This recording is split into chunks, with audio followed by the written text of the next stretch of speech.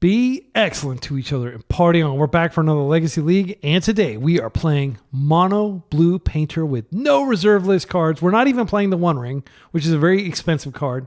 I originally was playing with the One Ring, and I just don't like the card functionally. Like, it's just a boring card. And I found that it didn't really seem to be like winning me a lot of games. It would occasionally win me games, but I stripped that out, and we're just going like really, really basic blue painter. So of course it's got the painter servant, it's got the grindstone. We got 3 of these to maximize the likelihood of finding the combo. We also have the Urza Saga that can tutor for it. And then we've just got tons of artifacts that help us ramp out Emery, Lurker of the Lock, card draw engine with one of our baubles. We've got 6 baubles, and the Tamio engine. Not only does she create clues, but those clues make your Urza Saga constructs bigger. And the secret of this deck is that you actually win a lot more games just beating people over the head with your constructs than you do doing the combo. But it is nice to have the combo in there. So the only silver bullets, I'm like not a big believer in having a lot of like tutor targets for Urza Saga. So I do have a Pithing Needle in the sideboard, but for the most part, it's just like this Soul Guide Lantern, which is very relevant right now with the meta the way it is. And we have a Lava Spur Boots in case we just need to go turbo. This also has the ability to like latch on to Emery. I don't know how she wears these boots underwater. I'm sure they rust, but they allow her to immediately start getting stuff back from the graveyard. I've maxed out on Metallic Rebuke. There's so much combo out there, and Metallic Rebuke is practically like a 1 blue mana Force of Will, or a 1 blue mana Counterspell for most intents and purposes. I do board it out sometimes against Karnforge when I'm boarding in like my my Force of Negations, but I think it's quite good. We've got 2 Sink into Stupor, so the total mana count is very low. We've got the 4 Seats, we've got the 4 Urza Sagas, the 4 Ancient Tombs, and 4 Islands. And you'll note that I'm not playing Otawara or any of those fancy, funky utility lands. I like basic lands. Then 3 Opals, 4 Petals, and that's the list. The sideboard, we've got, this is actually 3. I don't know why it's not showing the number. 3 Tormod's Crypts. Tormod's Crypt is really good because it's a 0-drop, so it can help you turn on Metalcraft for your Moxen, and it can also provide turn 1 some things you can tap for Metallic Rebuke. So I do like Tormod's Crypt over other cards that cost mana to achieve the same effect, like such as additional Soul Guide Lanterns. We have the Pithing Needle here, 4 Blasts. Because we're a painter deck, a lot of times if I'm playing against like a deck that has some red in it, I'll just name red, and then I can start blasting the lands and blast whatever I want. And these don't really cost us anything to have in the deck because they're really good against what our opponent's doing anyway, but they get even better when you name red. Then we've got 2 Hullbreachers. These are for 1 ring decks, and we've got 2 Dismembers. These are really good against a card that is not as good against us as you might expect it to be, which is Collector Oof. I think we can often dismember the Collector Oof, and then, or like even if the Collector Oof comes out and we can't dismember it, we can just run them over with constructs. And you'll note that it does technically shut off our seat and some of our artifact mana, but it doesn't stop the Ancient Tomb, the Island, and the Urza Saga from creating constructs. And we can still have a lot of artifacts in play, even if we can't activate those, and those make the sagas really huge. So again, the key to this deck is keeping people off balance, worried that they're going to die to the Painter combo, while you're actually assembling giant constructs and beating them through combat damage. So we're going to play a full 5 rounds. I've already trophied with this list. The list I've trophied with was slightly different, but I didn't record it because I was just like doing a dry run. And this has just been an incredibly powerful deck, and I've been very impressed with it. So again, no reserve list. You can build this deck. It is a little expensive because Mox Opals are expensive and Ancient Tombs are expensive. And of course Force and stuff, but like I think this is probably like less than $2,000 deck if you want to build it, and so it is reasonable by Legacy standards, and it shouldn't get significantly more expensive over time, which is not something I can say for decks that have reserve list cards in them. See you in round 1. Round 1, we're up against an unknown opponent on the draw. They've mulliganed. Let's take a look at what this hand does. So this is not what I'm used to having to do, is do math right off the bat, but that is how this deck works. So we could go Opal, Bauble, Petal, Tommy. We don't have, we do have Blue Up off Lotus Petal in case we need to rebuke something. Yeah, and with the Ancient Tomb out, we could do that. Yeah, I think this is a keep. So we just have to hope they don't turn one us. But if they don't, then Rebuke should protect us while we go to Tommy Heaven. Clue Heaven. Up in the stacks. Delta fetch. Thoughtseize would be a big deal. Island. Oh, look who it is. Recurring character. All right. So, Emery. Freaking sick. So let's go ahead and play our land. That way we're not going to have to worry about days this turn. So the sequence is you play the opal last. So I'm going to play the petal first. They're thinking about it like, oh, are they on show and tell? We are not. Lucky you. Now we're going to play this bauble. Now we're going to play the Mox Opal. Now we want to play the Tommy. And then we have Grindstone out. We could Emery instead of Tommy though. Which is better? I think Emery draws a card for free. Tommy, you have to pay mana. I think Emery wins. So let's go ahead and do this. Emery. Yeah, all Emery. And this might be the force. This is the force. That's okay. I'm not going to force back. Now I'm going to just... I guess I could just play the Grindstone now. Be mana efficient. And then we still have Metallic Rebuke if we absolutely need it. I didn't want to give the petal there to save Emery. Maybe I should have. But we'll see what's left in their hand. Next turn, we do have Tommy off this. I want to keep up Rebuke just in case we need it. They could daze our Rebuke now, though. They're going to get their clue. If they flipper, do I counter a Brainstorm? 2 cards left over there. Okay, they're passing. So they have the clue up. All right. Okay, so Bauble is nice. I'll just play it out. I think I'm going to go ahead and... I do want to... I mean, I can use these to flipper next turn. So I could like just double. But I actually want to get the clues. I think we're going to get into like a more protracted thing. So I'm going to go ahead and use this. They're drawing Undercity Sewer. That's good to know about. I guess I could wait and see what I draw. If we go off Petal, then we suddenly go off this too. I think I need to keep this around just out of respect for Petal. Technically, I attack and suddenly I have it again. They could have a Bowmaster. I think I'm going to go ahead and... Yeah. Yeah, I think I'm just going to pass. Because I want to be able to not have to tap this tomb and do a bunch of damage to myself if I need to rebuke something. Currently, I don't need to. So they shuffled away that card. They were going to get a dud. This is the Entomb. I do believe we counter this. It's just too big of a pain. We do have main deck Graveyard, but it'll take a while to get there. So they don't have the mana for this. Even if they have Spell Pierce, I can pay for it. So this is deterministically stopped. That's good.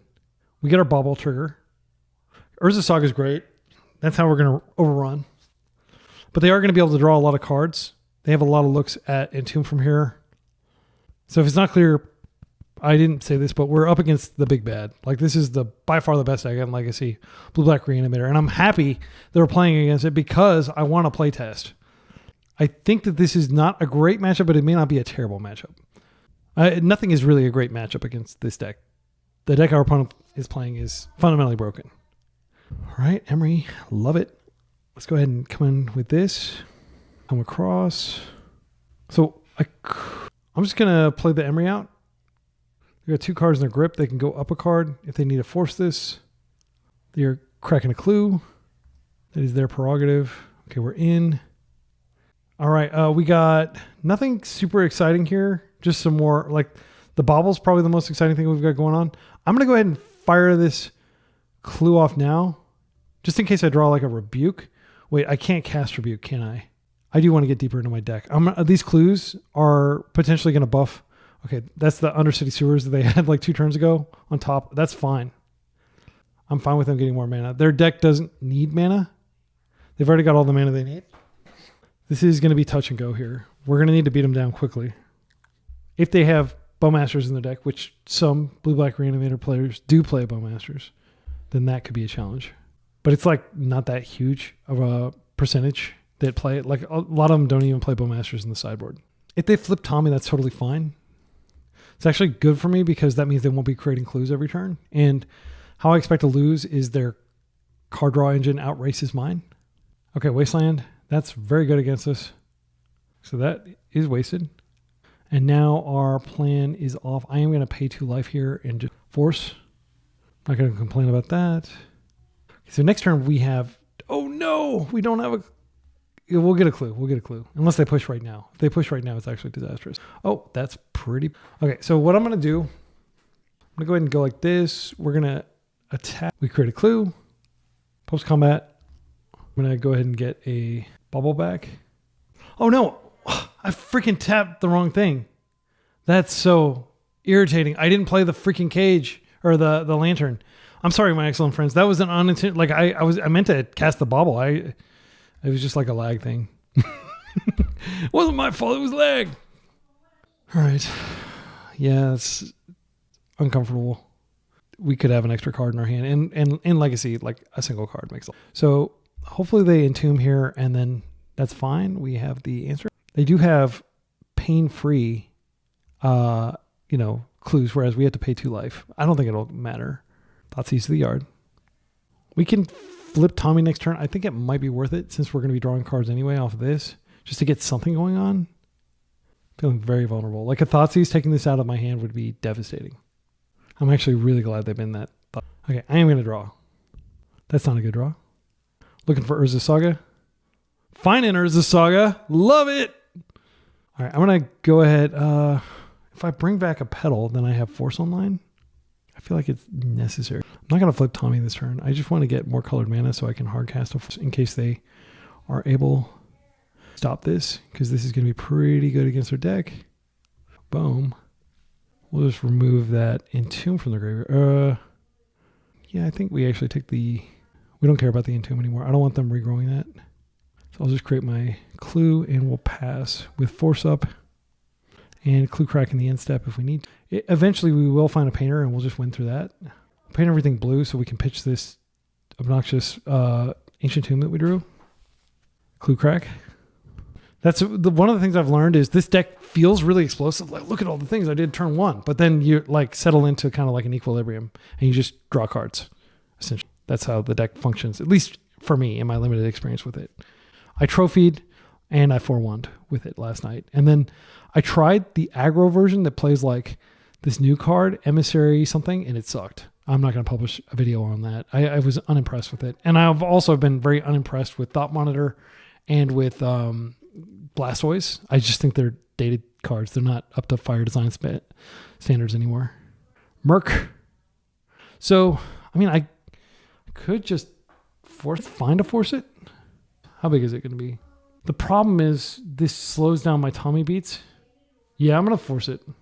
Blue. Blue. Ouchie. Ouchie. Yeah, and I can pay for days. They force back, then we've got a ball game. It does make me feel like a Giga Brain getting that Petal out of the yard. Galaxy Brain, is that the term? Yeah. But I'm so low in life that I'll probably just have to keep Tommy back to chump. I could flip her, but then like, what are we doing? We're going to die to Murktide. It's going to be like a 6. Yeah, because I'd have to probably tap 2 tombs to get it. Okay, we stopped that. Okay, they didn't attack with Tommy. That was a misclick for sure. There's no way that wasn't a misclick. So misclicks on both sides of the table. All right. I think here I'm just going to put a bobble in. Put the bobble in. Let's play it out. Not misclick this time. So options. So I could pay 2 here. I think the simple thing is just go ahead and deploy the Lava Spur Boots now. Then I am going to take an Ouchie to create the token. Got so many artifacts that this Urza Saga is get our attack in. I am going to go ahead and attack. I don't think they have Kaito. If they have Kaito, they deserve a win. But like nobody plays Kaito in this shell usually. Okay, they let us through. So many artifacts. 1, 2, 3, 4, 5, 6, 7, 8, 9, 10. 10 10s. That's what we have hitting them next turn. I'll probably just go get a Mox Opal. No, wait, I've already got a Mox Opal. That's a lot of mana. All right, if they have Brazen Borrower, that buys my turn here. Flipping this does decrease the amount of damage we can do if they want to like double clue. We're not out of the woods, but I'm feeling good. Yeah, I think Brazen Borrower is very likely here. So we're going to effectively be at 6. So Brazen Borrower is a potentially lethal threat. We do have Tommy. We could crack a clue just to increase the likelihood of survival. But I think it's better to just chill with the life at this point. Ancient tomb giveth and it taketh. There is no glory to be gained in the kingdom of the dead. Our opponent thinking as hard as we are. All right, our opponent is attempting to reanimate this. I think this is a trap. They could just entomb reanimate if we... Yeah, I think we let them do this. They've got a 2/3. That's fine. I wasn't born yesterday. I know how these Reanimator players think. They're like, we're gonna trick them. They are tricky. Create my dude. All right. Blue card. That's good. Second dude. Now we'll search. We can't really tap tomb anymore. I think we're at the stage where we're so low in mana that it may make sense to just grab a petal instead. Now, I think we go ahead.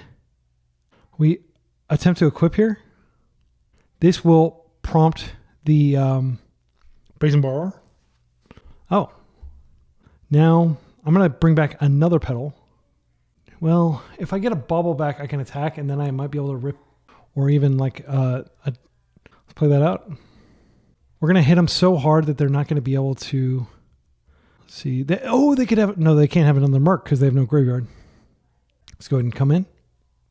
I will keep this Tommy back. I don't need more clues. What I need is to not die.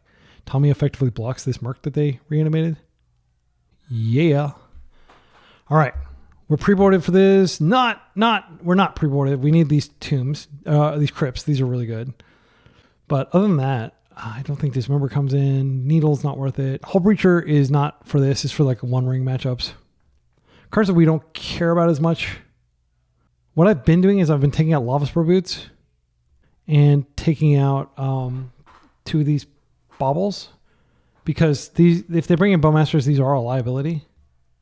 And then we still have a high blue count for force, but I don't ever bring in additional forces. All right, and we basically replaced these 2 0 drops with these, and we took out 0 blue cards. So I think we have like 23 blue cards.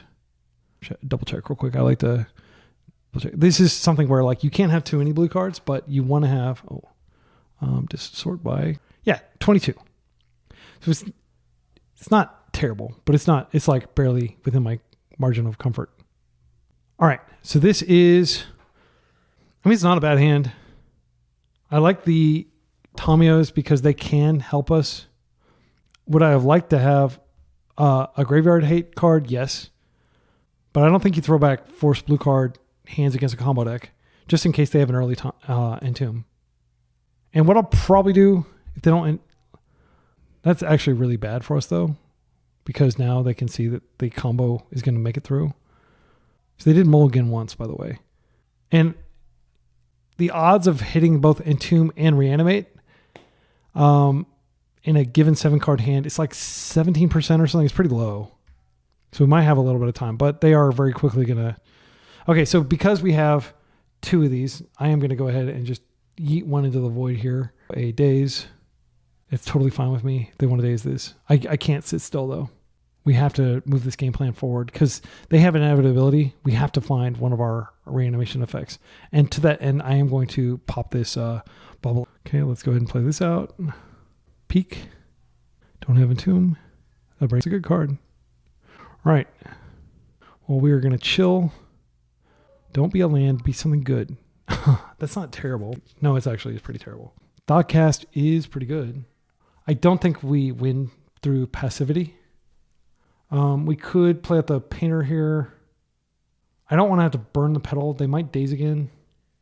They force painter. It's okay with me. They know my hand. They don't know about this Thoughtcast. They know about everything else. And now, if they daze a Tamio, I will just crack the bauble, but it'll suck. I need to get a high enough artifact count here. That's an interesting time to brainstorm here, but I like the desperation brainstorm. So we're in. We are going to name everything black. Sometimes they have, all black, because I don't want to turn on their forces. Tommy comes in. So hopefully Tommy can create a clue, and then we can Thoughtcast. That's the dream. And Flipper. We are extremely vulnerable. If they just entomb reanimate right now, there's nothing we can... We don't necessarily lose. We could draw like Grindstone and still win, but it's unlikely. The combo is just too oppressive. And if they don't have a fetch here, they're getting a bad brainstorm, like with no shuffle. Wasteland.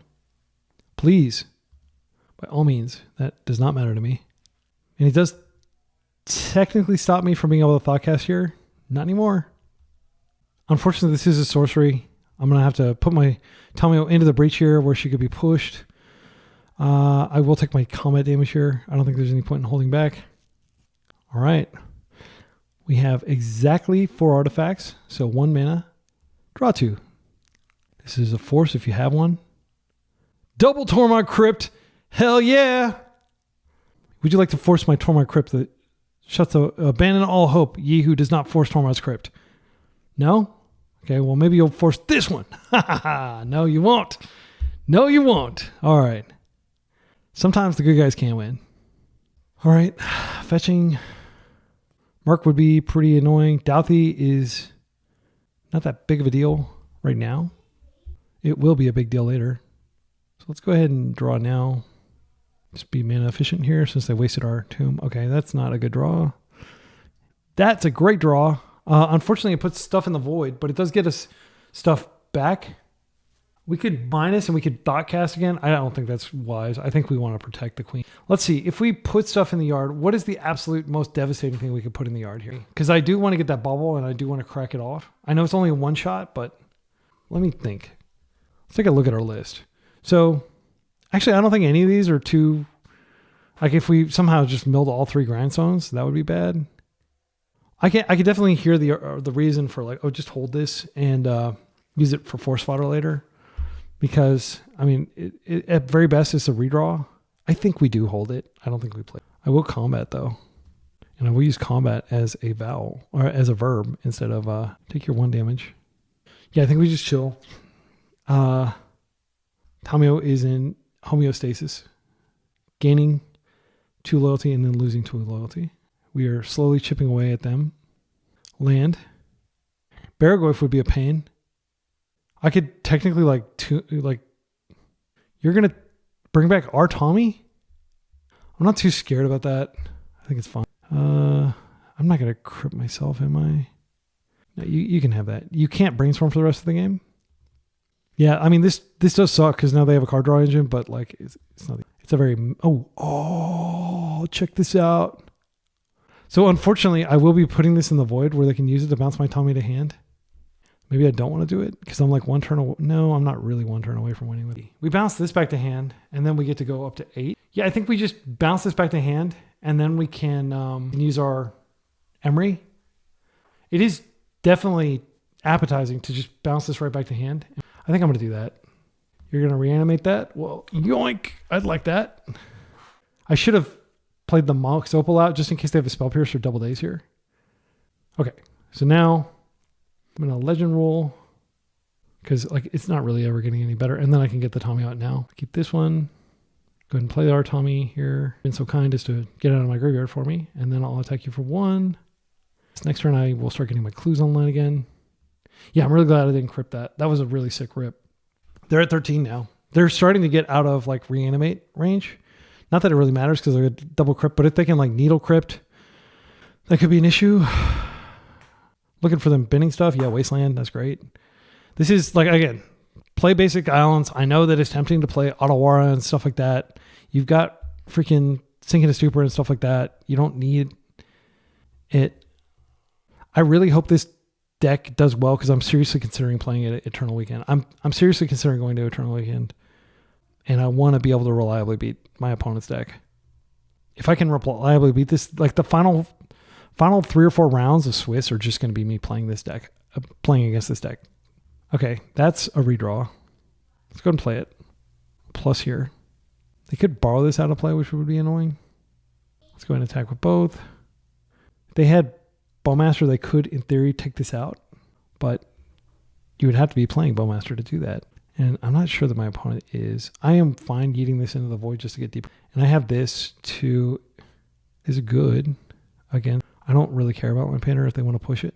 That does mean that they could potentially have their own painter, but it doesn't matter. Like this is the only thing that's keeping them from being Shadow Realmed by Tommy.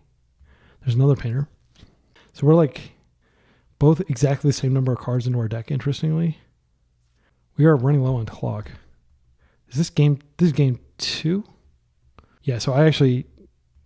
don't know. I can win really explosively if I need to. There's no risk in cracking this clue now. I'm going to do it. Here's a Merc. Let's go ahead and just see if we can find a force for this. We don't. Okay, Barrow is going to be a problem. All right, so I'm going to plus here. Let's go ahead and just attack in the air here to get a clue. I do want to draw another Tommy. We'll name blue again, or black again. I'm going to go ahead and draw again. And I'll probably just throw one of these in front of the Barrowgoyf if I need to keep Tommy alive. But like I'm fine actually. Oh, their own Tommy. So we're going to get a card here. We're just waiting around for the grindstone and then we win. If they attack her, do I just let her go? I think what I do is if I hit their graveyard, that removes, it's going to be a 4/5 either way because of my graveyard. These get debuffed. Yeah, I'll just let her take the damage. This is going to her, yeah. And then next turn, what I can do is I can plus her and I can throw a Tommy in front of her, in front of Barry. They should waste my seat. It's like a very small thing, but I think it is one card left. So we can plus here. That debuffs them. You can debuff twice. Yeah, so what I'm going to do here, I'm going to attack. I'll deal 1 damage. I shouldn't have attacked with this probably. Okay, they don't block. Now I'm going to thought cast. I'm going to flip this Tommy and then I'll debuff another Emery. We're still bricking. My goodness, we were bricking really hard. I don't want an Emery because it just puts things in the void. I will play out the Ancient Tomb. Play out another Tommy just as a blocker. I want to win this game, and I think I can win this game if I don't sweat the clock. So these get debuffed twice. So this is hitting for 1 and this is hitting for 2. And that is not going to do Tommy in. Tommy-O is definitely like the card that's dictating this entire game. Look at that. They are not going to slip my grip. I am going to win this game. There's a 1-2. All right. You're welcome to hit Tommy for 3 here. Not completely debuffed. I will block here just in case they have Kaito. I don't think they do. I don't know that I'm desperate enough to Emery yet for a redraw, but like it feels like I should. I'm going to crack this clue though. My opponent's on a 56k modem, but they're playing faster than me. I don't think they're really on that. I'm pretty sure MTGO do. 2 cards in the hand. A potential third one here. They've got their Howling Mono, I've got mine. Okay, they're Null Rod. That's a really good card against me. Let's go ahead and see if we can not, because I think I'll lose. How unlucky I've been with, it's in, and that's the game unless I draw. I mean, I've been waiting forever to draw one of my grindstones, and now it's too late. This is not widely played. I went in anymore. That completely flips the script because it shuts off my protection, everything. Okay, so I don't think we change anything knowing Null Rod's in the deck. Just a quick note before we drop back into the game. Null Rod is really good against us, obviously, but it's not death usually. We got extremely unlucky in that we had a bunch of painters and we never found one of our 3 grindstones, or more importantly, our Urza Saga. Urza Saga is the main way we win, and Urza Saga doesn't care if there's no Rod in play as long as you got some mana to put a giant construct into play. So let's hope that we can win with that. See, game 3 here. I've got like 6 minutes left, I think. Gonna have to play quick. I don't think I'm going to have the luxury of just doing my control style where I like hang back and draw cards. I think I'm going to need to combo them. And in the spirit of comboing them, I'm not going to bring in Dismember. You could definitely make arguments for bringing it in. It's good against Barrowgoyf. I'm just going to hope that we can win before Barrowgoyf becomes relevant. It's possible after how like our opponent is like, oh, I'll just mull until I get a Null Rod. I wouldn't be surprised that like it's not standard. Most decks are not playing them, but with Karnforge on the rise, it could be that more people are playing them now. So this is Land Saga, Land Opal Metallic Rebuke. I like it. This doesn't answer a lot of what they're doing, but this is a Saga hand. And if they do lean too hard into Null Rod, we have that answered. Okay, so I said this is Land Metallic Rebuke, but actually we don't have Metallic Rebuke online. I want to leave with the Saga and hope that they don't waste me. If they waste me, this hand falls apart. But I need to be aggressive here. I'm going to go. So I'm going to play the Opal now while we don't have to worry about it getting dazed. Actually, yeah, we could have played the seat first because it may have bought the first Wasteland. And then because we're not actually going to have 3 artifacts for turning Opal on with our current configuration. My opponent is just pausing for a very long period, which shouldn't matter if they just have Entomb Reanimate in their hand, but may matter if we get into a grindy situation. And you better believe as a painter deck, I'm hoping we get into a grindy situation. All right, it's possible we will have a non-game if my opponent does not return. Okay, they're back. So I'm going to go ahead and play this out just so we don't worry about it getting dazed. Peruvian census visited my apartment, lol. That's very specific. We know that we're doxing you. We know you're in Peru with your 56K modem. Beautiful country. Beautiful mountains. Excellent food. Yeah, it's bothering me that I misplayed here because like having to force... I think if we just played it a turn slower, we'd be in really good shape. But if they waste me here, like I've got literally nothing going on. And I don't have a lot going on if I don't draw a land here. Okay, this is lucky. Please don't ban out Gristlebrand or... Okay, they keep. So that's even less lucky. All right. Come on, artifact. All right, good. Okay, never didn't have it. All right, so we'll play this out. And you have to stop that. Oh, you didn't stop that. All right, now I've got my whole thing online, my whole system. So we're going to start hitting you in the face. Dress down would be a pain, but they don't generally play it. Brazen Borrower is something we could be facing here. Let's go ahead and do this. Boom. The first, and then we're going to go search for a graveyard hate card now. Card first. Boom. Boom. Boom. Okay. And I'm not going to go get the boots because I didn't put them in my deck, because in every situation, it is smarter to just go get graveyard hate. There's never a situation where it's advantageous to not get graveyard. So we have force, Daze Protective Force up here if they want to get fancy. And you're about to see the other dimension of the deck. Oh, you're going to consign that? That's fine. So you stop the search. But I still get my dude because that's an activated ability. Now I will play this out. We'll play this out. And I will hit you in the face for 7 because that's what this deck really does. It's not a painter deck. It's a saga deck. All right. What say ye? So if they have Entomb and Reanimate and Force, then they can still win. Otherwise, I'm probably going to win. And unfortunately, because it's so important that I do resolve my spell here, that's a good sign. It's so important that I resolve my spell here that I will force pitching Metallic Rebuke instead of using it, even though it costs nothing, because I need to make sure I have mana to pay for days. Oh, well, I think we just won. They're going to take 14 and they're at 13. Archon of Cruelty is in the bin. That was extremely lucky. Extremely lucky. Oh my goodness. There's no way you also have a force. Oh, okay, we got it. All right, they're dead. All right, I'll just play this out. Get a little extra damage. Unless they have Snuff Out. Good games. Wow. Beat the big bad. See you in round 2. Right, round 2, we're up against Reanimator again. They're already mulliganing. They're on the play. Quick note, yes, the last game I said so lucky when they put the thing into the graveyard when they played the Undercity Sewer. But actually, they brainstormed that before then. I just forgotten that they'd done that. So it wasn't lucky. Like they had set it up. And had we not had a force there, we would have lost. But we didn't have the force and they didn't have the force back. So, all right. Let's take a look at this hand. This is not a bad hand.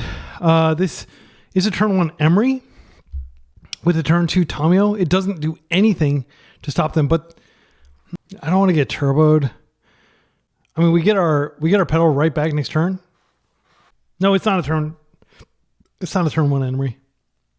I think we mulligan this. I think we need to be more aggressive. We need protection. This has holy guacamole. This is the nut hand. So we can seat. We can Mox, we can play Opal, and then we also have Daze. So we have Force protected. Oh, we don't even need Force anymore because we'll have freaking Soul Guide Lantern. And we'll have double mana to play it, right? So 1, 2, 3. Then we play it and we have Daze. Yeah, this is a snap keep. This is so strong. Unfortunately, we do need to put something back, though. I don't want to put back the Urza Saga because that's our path to victory. If they force the Soul Guide, we could lose.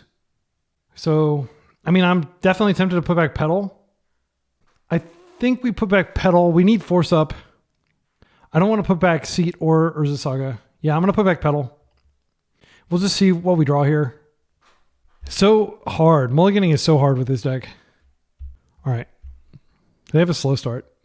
And they're disincentivized from dazing, but they will probably do basically anything to stop this. All right, that's not a bad draw. So since we have double Force up, we could just Urza Saga this turn. And then we have the Soul Guide for next turn where we can protect it with a second land. I don't want to pitch a Force. Yeah, I don't think it's likely they're going to Entomb Reanimate. But, I mean, they could just Entomb Reanimate and we force and they force back and they get their card in the graveyard. That's certainly possible. If they daze here, it sets them back substantially. There's also the risk that we just don't have a third land if we open with Urza Saga and we're not able to capitalize. Or we don't have another artifact. So, because if they daze this, then we don't have the third artifact.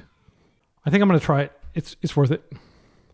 Actually, you know, if they don't go for it here,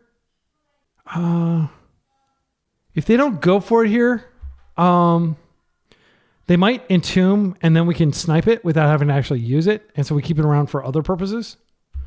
Yeah, I think I'm just going to pass. If they just Wasteless, this will be sad, but we will still have, you know, stuff going on next turn. And that'll mean that, yeah, they have the Wasteland. So given the current hand, it's probably better that they wasted here than wasted this because we have Thoughtcast. Okay. And now we do have a Daze Protected. Let's play that out. Let's play this out.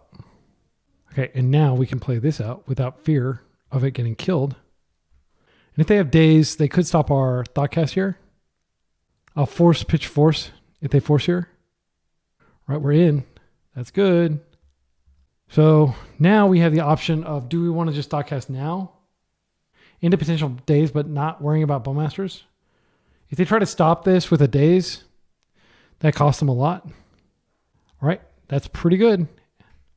Do we want to go ahead and draw a card off Bauble? I think we do.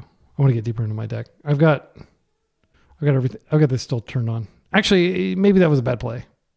We're going to get a new card. They have Thoughtseize. Okay. They'll Thoughtseize our Painter probably. I'm going to let that happen. Not anymore. Now I'll force the Painter. Or I'll force the Thoughtseize. Because we have the Graveyard Dimension covered. They Daze. Okay. Well, that does cost them a lot, but they get to play the land back. So yeah, they did just 2-for-1 us, and they're going to take our Painter for sure. Now we still have Urza Saga, which will create some giant constructs. But if they have a Wasteland, that is dealt with too. Okay, yeah, so they got the free kind of land drop there with the Daze, because they may not have had a second land. The free Surveil, putting a Daze in the yard. Yeah, leave a comment with a timestamp if you think that was an error. I'm willing to accept that it might have been. Okay, and this, play this out. Now they know that we have nothing going on over here, but I don't know. Maybe I should have held that. So they could like Brazen Borrow this out, but they have to do it. They need a lot more mana. This is fine. So they're doing damage to themselves. We're going to be hitting them with constructs now. They didn't have the Wasteland. That was the window that they needed the Wasteland. They could Tommy here. That's not bad. Barragoyf is problematic, but we will be bigger, I believe. Also, I don't think they play Barragoyf main deck. I think we hold this. So we can cast it if we absolutely need to stop something here. So far, other than the Painter Servant, we have nothing worth reanimating, and they wouldn't want to reanimate that because that would make Grindstone lethal. If they kept the top card, they have 2 mana currently. We're going to be hitting for 8. Entomb's fine.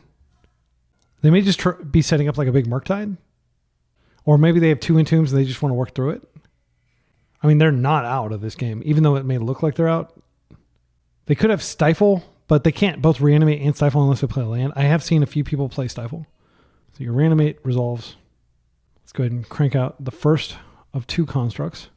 We will be getting probably just a Bauble here. Oh, we could get Grindstone. Yeah, that Mox is very unfortunate. Lava Spur is in the deck. I'm going to get Lava Spur. Now I'm going to play this Mox. We'll choose to keep this Mox. We'll blue, equip. Take 13. You're at 2. We have the Sink into Stupor. Should they get like some blocker out next turn? Beating Reanimator on the draw feels great. Especially pre-board. All right, so post-board, it gets better for us. We bring these in. 1, 2, 3. I mean, these were good, but they're coming out. Soul Guy, let's see. I think we just take the 2 baubles out. That's what we were doing. Yeah. Urza Saga is just an awesome card. And it's always awesome when it's on your side of the table and you're the one who has the, the 2/6/6 creatures where they couldn't have interacted at all if they didn't have a Wasteland. They did waste one of them. To our opponent's credit. I mean, they're doing what they're supposed to do, fighting back, but let's make this inevitable. Game 2 on the draw. This is fine. This is Urza Saga Ancient Tomb hand with a force, no blue card. I'm going to have faith. We got 22 other blue cards that we're going to get one, especially with this bauble, because we do have a turn cycle to get it. Scariest thing they could have would be like Wasteland. And if they don't have that, they're going to get run over pretty quickly. This is the real combo that powers all these Stompy decks. Turn 1 Urza Saga, turn 2 Ancient Tomb. Moon Stompy, Karn Forge, Painter, and now Blue Painter all abuse this combo. All right, our opponent opens with Bloodstained Mire. Underground Sea, please Thoughtseize me. Oh, Ponder. My hand is like basically nothing. Like it's just all in on this Urza Saga. They know that. Like they don't know that, but they know that Urza Saga is a huge weakness. They just lost to it. So they may proactively be looking for Wastelands here. Oh my goodness, can we please get a blue card for force? I'm going to draw through these. I'm going to see if I can get my opponent to Daze of Grindstone. I don't care about Grindstone. No, that's not correct. We want to keep the land up just in case they don't have a Wasteland, but they do have Entomb Reanimate. Yeah, I'm just going to draw through these. They have a Merc. That's good to know about. And I'm not going to wait to get more information because I need to make sure I draw a blue card. So I got Metallic Rebuke on top of my deck. That doesn't change anything, unfortunately, other than the fact that we know we'll be able to force if we need to. This can just come out whenever. It's not important. We can get another one off this if we need to. The important thing is they don't have a Spirit Guide that gives them black mana so that they can Bowmaster me. All right, there we go. Force, Pitch, Force. We hold up Rebuke. It's pretty good. Another Ponder. I love to see my opponents pondering and trying to set up when I'm barreling down on them with Urza Saga. Please don't waste me. Stop my plan. Yeah, my evil plans. So now we don't have a lot going on, but yeah. We're just going to chill. Oh, now we have the combo. That's pretty good. So it's good enough that I want to protect it. We need to stop. Yeah, they could Daze here. So I don't like doing... Yeah, I'm just going to play this out and I'll pass. So having a Pitch Rebuke would suck, but I think that's actually correct so we can have another force up just in case. Like if they drop a Null Rod here, we have to fight that. That's fine. Tell me it's not a big deal. Best thing to draw would be a 0-drop artifact. Yes. Okay, so now we have Rebuke online. Check this out. We're going to paint everything blue, I think, so that we just, if we absolutely need to pitch stuff, we can. They force, I can't Rebuke. All right, we're in. So I think this card is going to be blue. We know they have a Merc anyway. I don't think we're likely turning on like extra forces. Let's choose blue here. Now, we just wait. They get Merc out. That's okay. We're going to kill them next turn. We just have to make it through to next turn. So between this Lotus Petal, we will have access to 5 mana, which will be plenty to Grindstone and do everything we need to do. All right, my daughter came and collected the cat. So they are fetching here. This is the fight. Like, let's see if they want to fight here. We've got Metallic Rebuke up. We've got Double Force. If we have to force pitching Grindstone, that's a bummer. We definitely want to force pitching Seat, but that does leave us like very tight for mana. But I think we will get more than one bite at the apple. Bearwolf does not matter, and this is very important. Bearwolf does not matter. We let this go. We keep all our interaction up. We have to be zeroed in on what matters, which is getting this Grindstone into play and grinding them out. No block. Okay, best draw would be probably just another like Ancient Tomb, so we have tons of mana. Tormod's Crypt is fine. So we'll play this out. Play this out. Ooh, actually, if I play this out, then we may not have double force. Grindstone. What say you? This is going to be forced. Okay, that's the first force. I will force because I want to use my mana to Rebuke here. Or I don't want to have to do it. Right, so the card that went into exile is their Merc. Daze doesn't matter. I will pay. If they have a second Daze, I still have the mana. They have land in hand. Let's go ahead and kill them. I like to do this now. Like, I don't think they have anything they can do here. Okay, good game. Yeah. Giving them to the upkeep would have given them like potential for Brazen Borrower or some other form of interaction. So you don't always want to wait till their upkeep before they're about to draw. All right, we're 2-0, beating Blue-Black Reanimator handily, losing only one game. See you in round 3. Round 1, we're up against somebody that always plays like Epic Storm or Epic Gamble. Or, I'm sorry, Ruby Storm, not Epic Storm. This hand does not have the combo, which is nice when it does, but we just need to survive. We need to mold to a force, I think. Yeah, I'm going to mull again. I know this may seem extreme, but we want to survive their initial volley. Let's think about this hand. This is a turn 1 Emery. I think it has to be good enough. I'm going to keep, bin, un-Emery. We have to put 3 cards back. We're putting back Island for sure. Emery, Urza Saga. Yeah, it's like literally turn 1 Emery. That's all it does. But frankly, like we had a 40% chance of seeing a force on either of those 3 mulligans. So it was unlucky that we didn't see one. And now we're going to die. But I don't mold deeper generally. I think it's a mistake to do so. So this is, yeah, they're going to mulligan our hand for us. So it cost us nothing to go as deep as we did. They're going to go grab the epic thing, whatever it's called, Echo of Eons. And then we're going to spin for a new hand. Oh, Hellkite. Do you have the mana to do that? You have exactly the mana to do that. That's fine with me. I'm fine with that because that means that we get a new hand and you have a new hand, but you used all your mana. And they did put us into the combo. We got a ball game. They could LED here. Okay, they're still going. Right? Okay, they're still going. Desperate Ritual. We're going to get stormed. Galvanic Relay. I think we lost, folks. I would be stunned if we can beat like all the stuff. Like there's another Runehorn Hellkite, which is actually really bad to have in exile. It's not very useful. Flying Storm. Okay, so this is the Dragon Storm thing. Will they have the mana to Dragon Storm that high? I think they probably will. Yeah, Desperate Ritual. I think we're going to be facing a lot of these. So here's the ball game. We draw Ancient Tomb. We play Painter's Servant. We draw another Ancient Tomb. Ancient Tomb is the draw, and then we can combo for exactly the right amount of mana. If they don't, sweep our hand away. Sinking to Stupor doesn't really help us. I'm just going to put this out. There's nothing I can do to screw up their stuff. Yeah, I'm almost certain they're going to get like a huge wave of dudes, and then we have to have the mana. So I'll just I'll paint everything black. That's my default color. Blue would actually be better. Yeah, I should have done blue. So now the question is, okay, we take an extra look. I think we take the extra look because I definitely should have chosen blue. Please don't do what I did.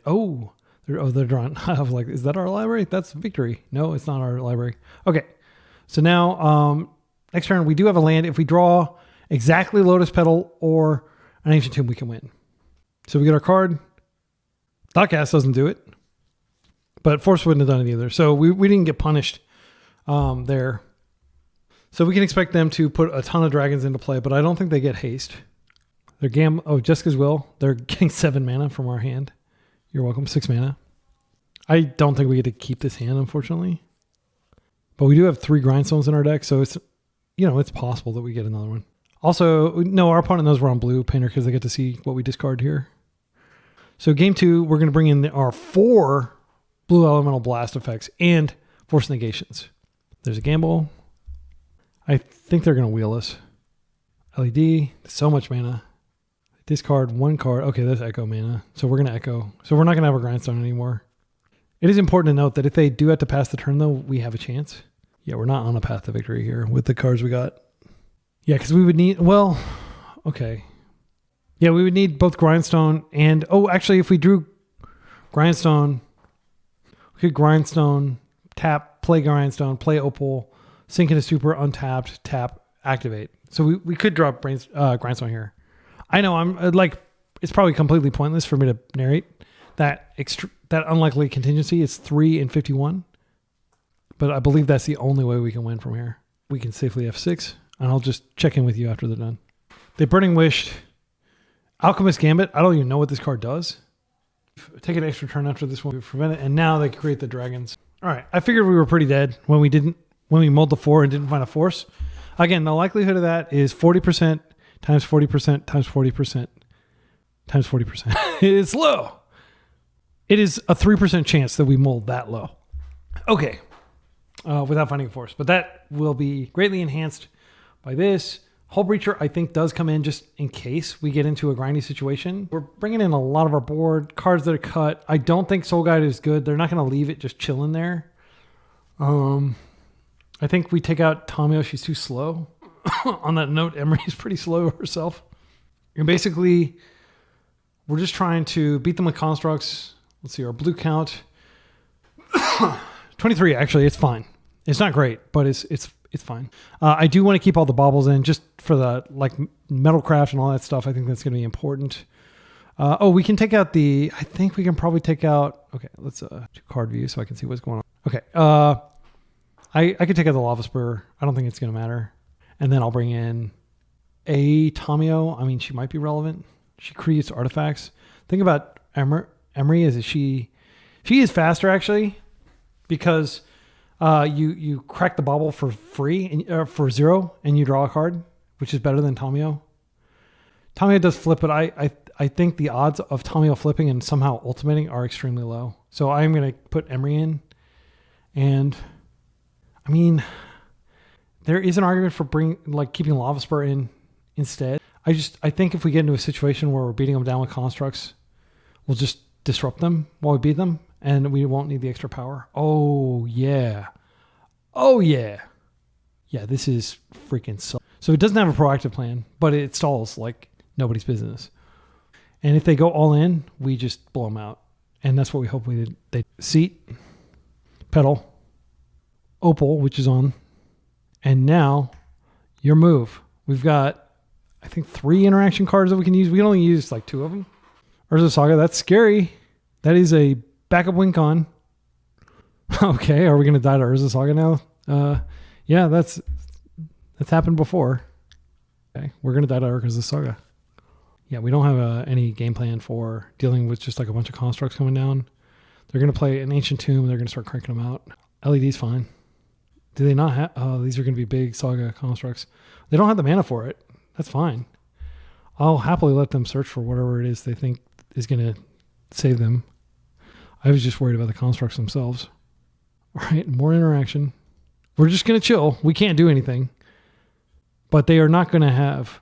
I don't know. Vexing Bauble's obviously banned, thankfully. So I don't know what they get off this that makes it... So we had 3 points of interaction up. Well, really 4. But if we want to use Metallic Rebuke, 3. Okay, they got the Mox. This is fine. Oh, they could Hellkite. They didn't Hellkite. Oh, they do have the Hellkite. Oh, we got blown out. We should have freaking countered that. Oh, I'm so dumb. Please Echo. Please get greedy and Echo. You can Hellkite next turn. They're Hellkiting. We lost everything. Absolute devastation. It's just I'm not used to that pattern. We did get Hullbreacher, which is very good. And we got an Urza Saga, so we can win if we shut them down. Right. Please go crazy and try to wheel again. They do have Echo of Eons. Oh man, if I just pyroed that, hydroed that. I mean, they wheeled us into what we need though to win. Urza Saga plus plenty of artifacts. Right. Galvanic Relay for a ton. I can't stop that. Is for 6. That's a lot. Let's see what they get. I don't think it's worth countering any of these. There's an Echo. They can't really use it. Jessica's Will, I can counter that next turn and deprive them of Precious Man. I'm going to put my Hullbreacher in here. There's no, there's a lot of tactical value to getting them to go to Hellbent, but they're already Hellbent. So Hullbreacher would have obviously been really good if they'd gone for something. We're too disciplined for that. They didn't know that I had Hullbreacher. Nobody's playing Hullbreacher right now. Okay, so now we come in for a hug. We are behind in terms of Saga production. I am going to correct this immediately because I need to find... So we'll come in for a hug. We'll draw a card. I'm going to pyro the Jessica's Will to restrict their mana a little bit.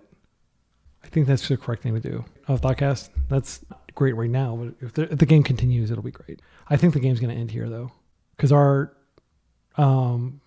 constructs will probably be bigger than theirs. Let's see, they've got, he's going to buff their constructs. They just hang back and do the construct route because they could play this. They could actually cast it. It's a fun. I hope they do that. Yeah, they have no face-up Pyroblast. We know that their draw for turn was... I'm so bad. They showed it a second ago. Okay, Jessica's Will. This gives them a lot of mana for the Hellkite. I think we let this go, and then we just hit the Hellkite himself. They could have the Storm Dude in hand, but we're not going to stop that. Let's see. 1, 2, 3, 4, 5, 6. 6 mana. All right, I'm gonna F around and find out here. They put that Storm guy out. What is all this mana? So the Burning Wish, and we put this Hellkite in, which is a 5/5. Doesn't have any other abilities though. They would have to use one of these from. I'm worried that if they Burning Wish, they could get another thing. Yeah, I'm just gonna blast. So that was their draw for turn. So they will probably just cast this Hellkite. They create a construct.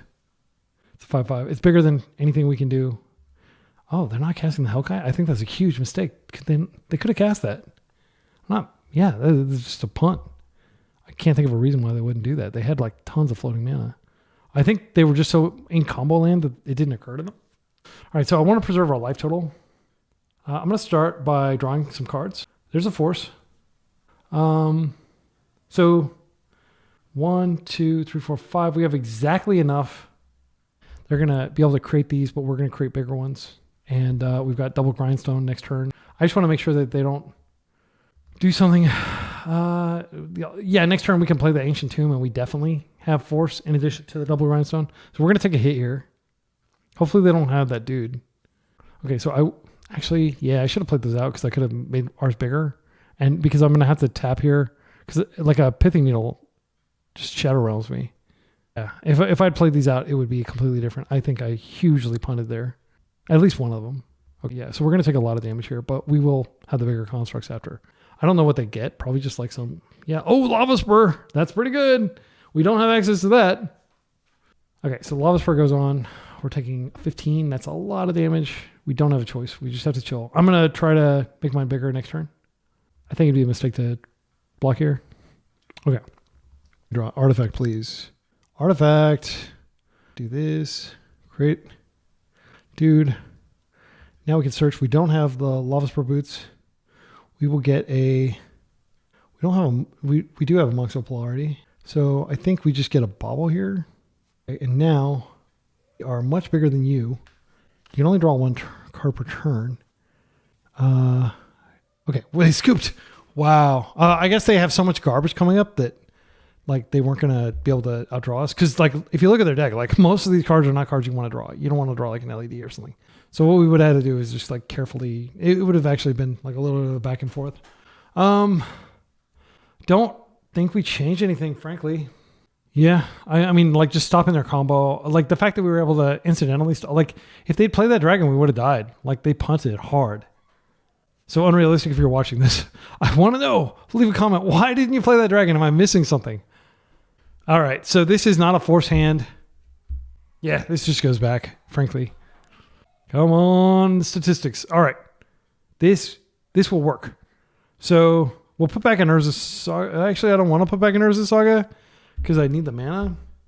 If we play the Urza Saga and we don't have anything, like we do need the mana. I'm going to bin Rebuke, and I'm going to hope to not have to pitch the Hullbreacher.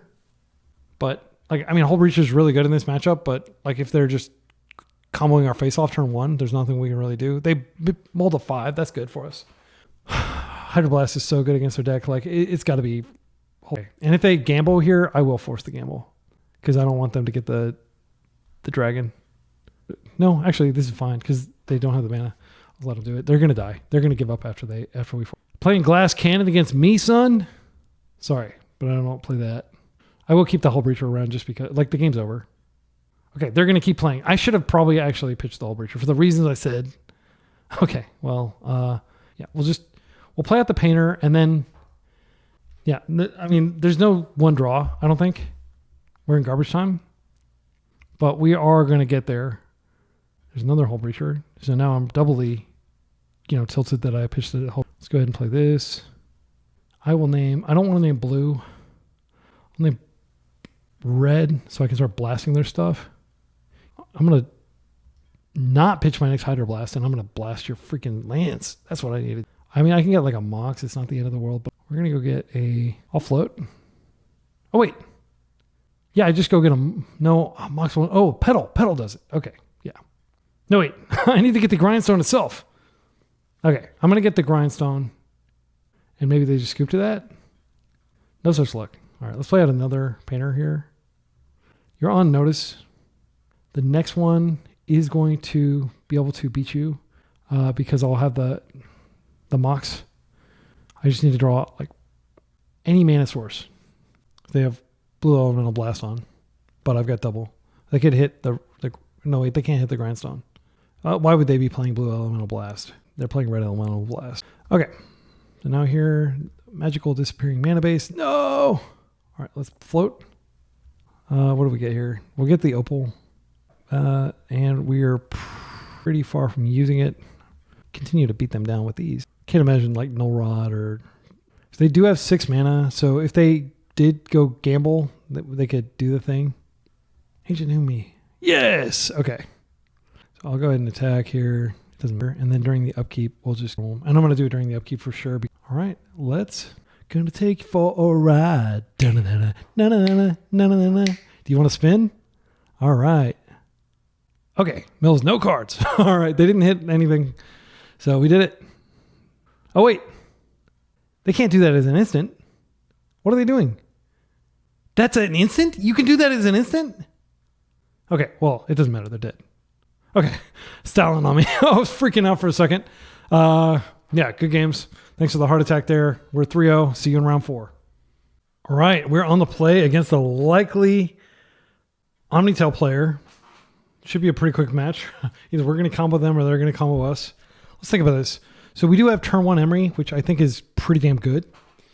We don't expect them to, Lotus Petal, Tomb, Shadow Realm us. That could happen. I don't think that's likely to happen. I think what we do, we open Urza's Pop seat, Emery.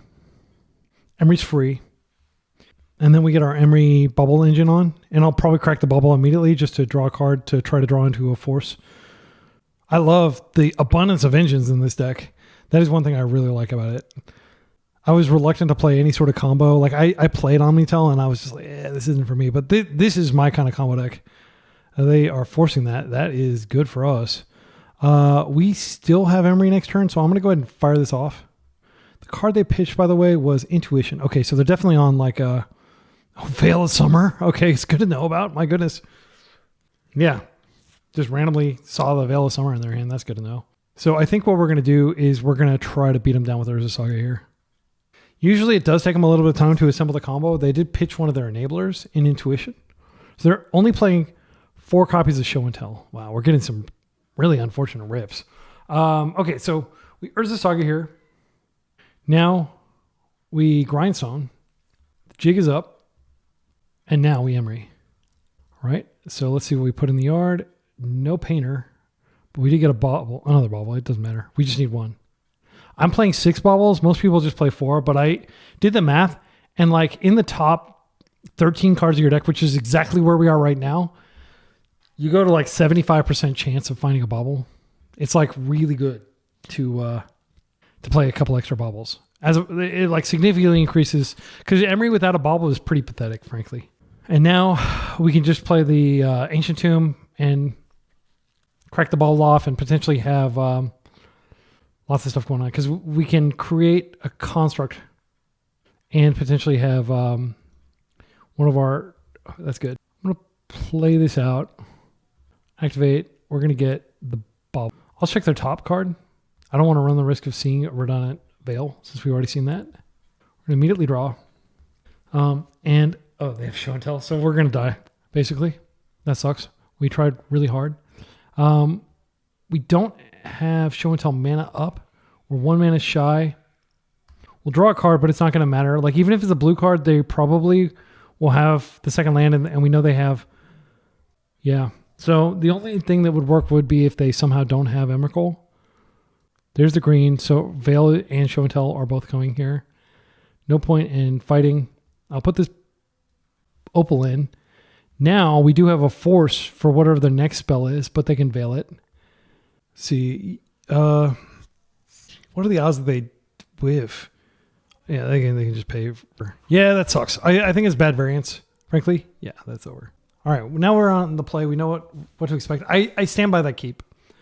Okay, so Force Negation comes in. Hullbreacher comes in. This is a One Ring type matchup. Let's take a look at their lists, their recent lists for One Ring. So Hullbreacher is a very nice, tasty surprise for people that like to play One Ring. I think Lava Spore Boots, we might need to get into a situation where, this can enable fast Emery. Soul Guide definitely comes out. The tricky thing with this deck is like, what do you trim? I think we trim a couple baubles. I think I'm going to just do like that. Is that? No, we need to trim one more card. I want to max blue cards. I don't think trimming yet another bauble is correct. We could trim a land. I don't think it's... We are playing a lot, like going down a land I think is totally fine here. And I won't be trimming a blue land. Yeah, everything else is fine. Like they're not going to do any sort of like thing that shuts off these. They could have... I don't see any null rods in their sideboard. I don't think these types of decks usually bother with that stuff. They do have Harbinger, but that's totally fine with us. I don't like the idea of needling One Ring. I like the idea of just getting underneath it. Needling it does completely stop it, and it's one-sided. That's literally the only target for Pithy Needle on the deck. I'm just going to try to kill him and make the One Ring irrelevant. So stack interaction. The combo, straight up, love it. Let's keep this. We have a force effect too. So turn 1, Painter. Turn 2, Opal, Grindstone, Victory, land. Yeah, we got it. We got a turn 2. Protected turn 2. It's not completely protected. Let's name everything black. I don't want to turn on... Ooh, if we name it black, it's actually bad because the veil. We'll name white. That's fine. They could force here and stop the Grindstone. Man, it's sweet looking Grindstone. I love like what the retro borders look like when they get all weird looking. All right, so let's untap. That's a Thoughtcast. Okay, so what I'm going to do, I'm going to go Opal. Oh, you know what I didn't think about? They've got freaking Emrakul in their deck. We're not going to win. We needed the... Oh, I didn't... Dumb. I'm so dumb. We can't win. Oh, I can't believe I made that mistake. Okay, so I just need Emery here. There's no point in grinding them unless they just happen to have like 2 Emrakuls in their hand and no... we could go for it. We could go for it and see their deck at least. I think it's extremely unlikely that they wouldn't. But I actually boarded out the freaking... it just didn't occur to me. Oh, it's a show and tell matchup. I think we play Emery and then we can see what we get. Yeah, I should have boarded out the Painter completely. I'll be extremely lucky if I win this game. And if I do, I am going to sideboard completely differently. Okay, there's the pedal that we can get next turn. I think I do Ouchie, put out Grindstone just so I can tap this. And we can Thoughtcast now. So now we have this ability. Thoughtcast costs 1 blue, 1 colorless. We have 1 blue floating. So we could be going off of Force Negation here and losing, but I feel like we already lost. I know it may seem fatalistic. Yeah, that's fine. I'm going to come in for a hug. We're going to pass. And our opponent is just like probably laughing their butts off over there. Or they're terrified because they know that all we need to do is find the graveyard card and we can exile their graveyard and kill them in 2 shots. But we don't actually have it in our deck because I sideboarded it out like a total dum-dum. So let's go ahead and attack for 1 here. I am going to bring back Lotus Petal. I think it's better than doing an extra damage. So my hope is that Hullbreacher just completely destroys them. Because really that's all I've got going on right here. Get a Lotus Petal back. We don't need the other Grindstone. Okay, we have enough mana up now to force, rebuke, force negate, and to potentially rebuke and force to protect our Hullbreacher. So I'm just going to hope that they put a cantrip on the stack. Or the One Ring. That's fine too. Okay, they force. They started to force. You better force this. It's going to completely wreck you. Blue mana. Metallic Rebuke. Tap.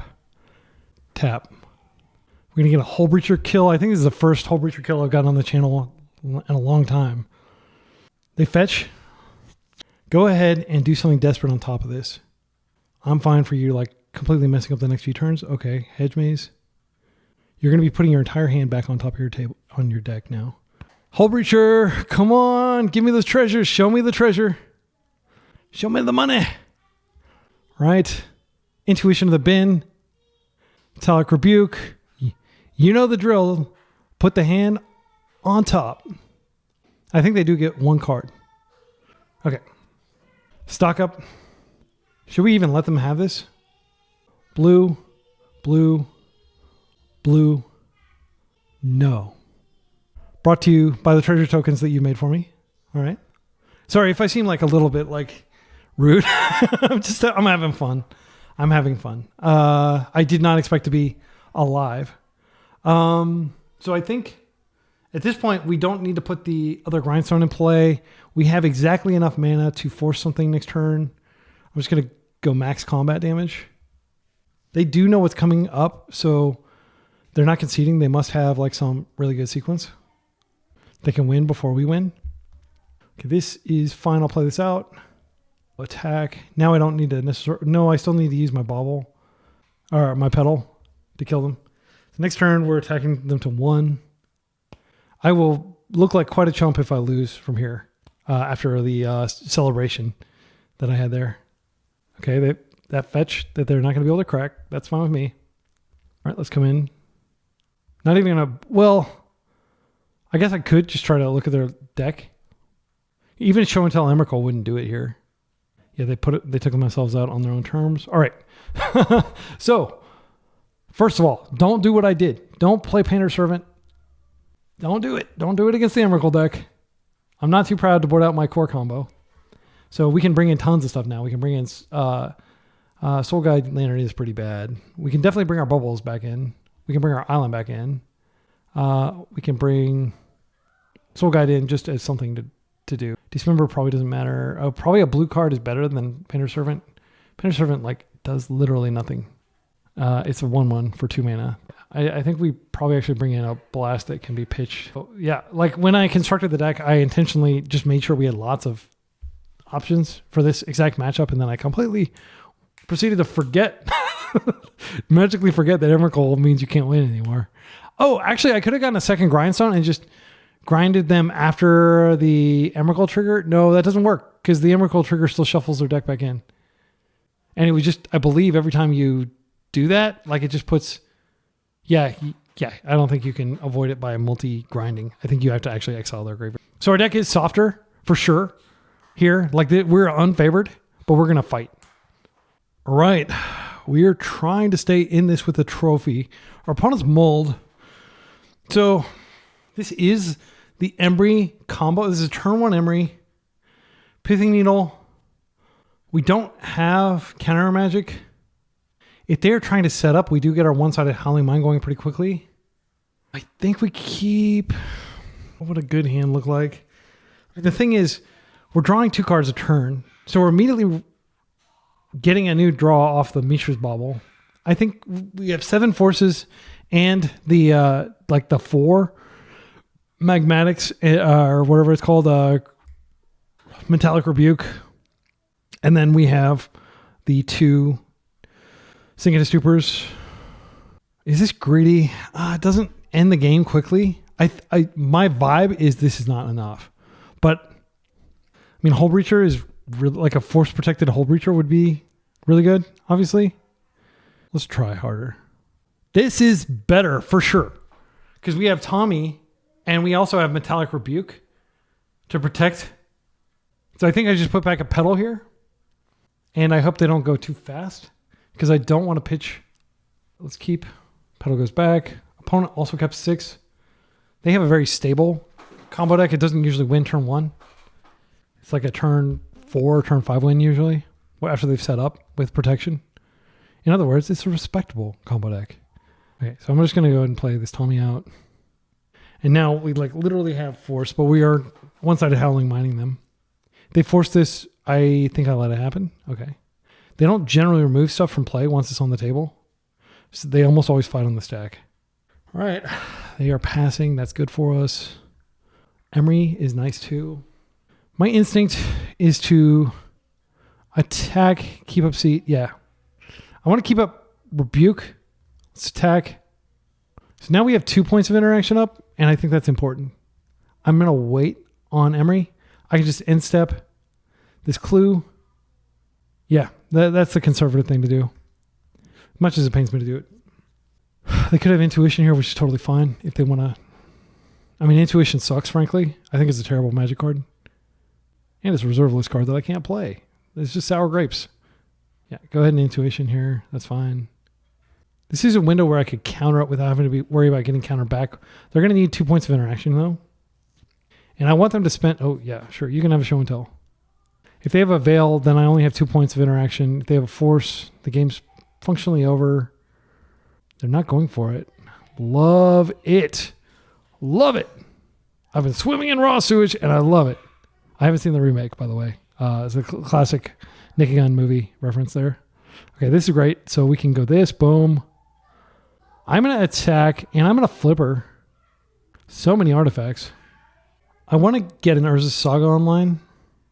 Let's see if we can do that. They might force this. They don't. Oh, that's freaking nutty. Okay, now we have even more mana. I don't care about my life total. So I'll play this out. So we have 1. We've got Rebuke. We've got Force Negation. I don't think we move here.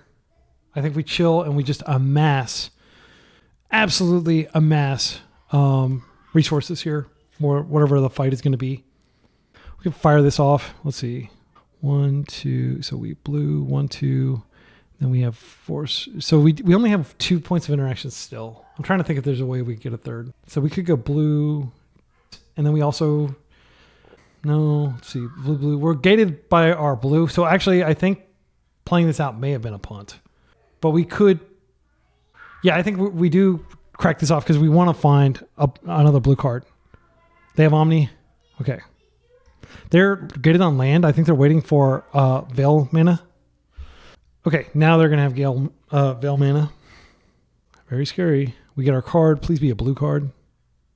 It is not a blue card. That sucks, and that might cost us the game and the trophy. Not that... So, this has to be countered, frankly. How do we want to do it? I think we force... because we can pay for Force Negation later. Yeah, I'm going to pitch the Emery here. If they fight, that's okay. I'll just sack the Petal and I'll hardcast the Negation. No, I'll hardcast the Rebuke. They're going for it anyway. So we tap this. I can't. Yeah, they could have the Force. I want to hold up the Rebuke. No, I'm going to use the Rebuke now. I'll just pay the iron price for this Rebuke. Oh, I don't have to tap this. Okay. This is important because what I can do is if I absolutely need to, I can potentially tomb into, like, crack this. Oh my goodness, did we get there? Okay, and then I can end step crack that and get another card, and I think I should. That's so cool. I didn't know you didn't need to tap those. Okay, Thoughtcast is nice. So I need blue mana. I'm not going to make the mistake I had. Let's go ahead and just... I will play this out. There's no reason not to play that out. We're not playing Brainstorm. And now we have 1 mana Thoughtcast. We can play this out. Next turn we have Urza's Saga, which is not fast enough. We could buy back Rebuke. I think we do. We also buy back Thoughtcast. I think buying back Thoughtcast is better. Let's do that. Now let's Thoughtcast. Okay, and now we can play this without any real consequence. Just get a second engine online. We can pay for okay. Bobble in the yard. Yeah, this is an engine. All right, we'll pass. Next turn we have Urza's Saga, and we should be able to kill them in like 3 or 4 turns. We have to dodge. So they've basically gone through 3 of their show and tells. Yeah, this is fine. So they have to find the 4th show and tell. Then they had to beat a Force. Another Ancient Tomb. Yeah, I'm glad I didn't buy back the Rebuke. I think that would have been a mistake. Okay, so let's plus here. Play out the Urza's Saga. I'm going to buy back the Bobble. I'm going to go ahead and Bobble their top. Oh no, I accidentally clicked through the priority. Luckily, I've got a second main phase. All right. That was touch and go. Check their upcoming draw. Omni. Yeah, that's fine. I think they already have an Omni in hand. So, wait, what did they pitch? They haven't pitched anything. They haven't forced anything. Okay. So let's just keep our nerves. We're going to stay calm. They're going to die very quickly to this Urza Saga. Yeah, that's fine. One less blue card in hand. They did shuffle away the card that we saw. So we draw a card. Is it a force? It's a Hydroblast. It doesn't do anything other than pitch the force, which we don't care about right now. They've got a ton of mana over there. Oh my goodness. Wow. My heart is freaking racing. This is shortening my life. I am suffering for your amusement. Okay. That's not a good card to draw. So I think here, like, I'm just going to buy back I just don't want to die. I don't care about Tomio doing more stuff. I just want to make sure I've got plenty. So we play this out. I mean, they're going to die really quickly. So 1, 2, 3. I'll just put another bobble into play. Bobble comes out. In terms of mana, we have 1, 2, 3, 4, 5, 6, 7, 8, 9. So we can cast Force of Negation and Force. I think we regrow the Force. And then we just need to beat them over the course of like 3 turns. I can actually play out an Urza Saga. That'll give me an extra. Yeah, I'll do that. And I am going to go ahead and correct this off. I don't think it's going to change the clock. They're drawing Force. Okay, that's good to know about. Just playing super surgically carefully. Blue card, not. This is one situation where Painter would be exceptional. Right, so we're just going to not do damage to ourselves. Make a dude. We do not have... Oh, wait, we do have the freaking Lava Spur. We can win. I think we can win immediately. Okay, so search your library. So we definitely want to activate first. Let's do that. Got a dude. Getting some lag. What happened? All right, we're back online after the internet went out. Looks like I've got 3 minutes and 21 seconds left to finish this match, which should be enough, but it's terrifying. I should be able to go get Lava Spur boots here. Okay, and then I do want to just make another one. Okay, so I have to search first. I'm going to go get the Lava Spur boots. Okay, now I'm going to go ahead and just make another dude. It doesn't actually matter. So this gains the ability. Okay, and now all we need to do, I believe, is we equip the Lava Spur boots here. And we attack for lethal with forces up. I will play this Mox just to give some extra power. I'll play this land just in case we need lots of mana for some reason. I will go ahead and put another artifact in play just in case we need it. And then I will go to attack. I'll attack for lethal, very lethal. They will take it. The game will be over and we will win the match. I'm sorry, my excellent friends. Like at the last minute, the power went out and I disconnected and I was freaking out. So I'm going to go calm down and then I'll be back in a minute for the final trophy round.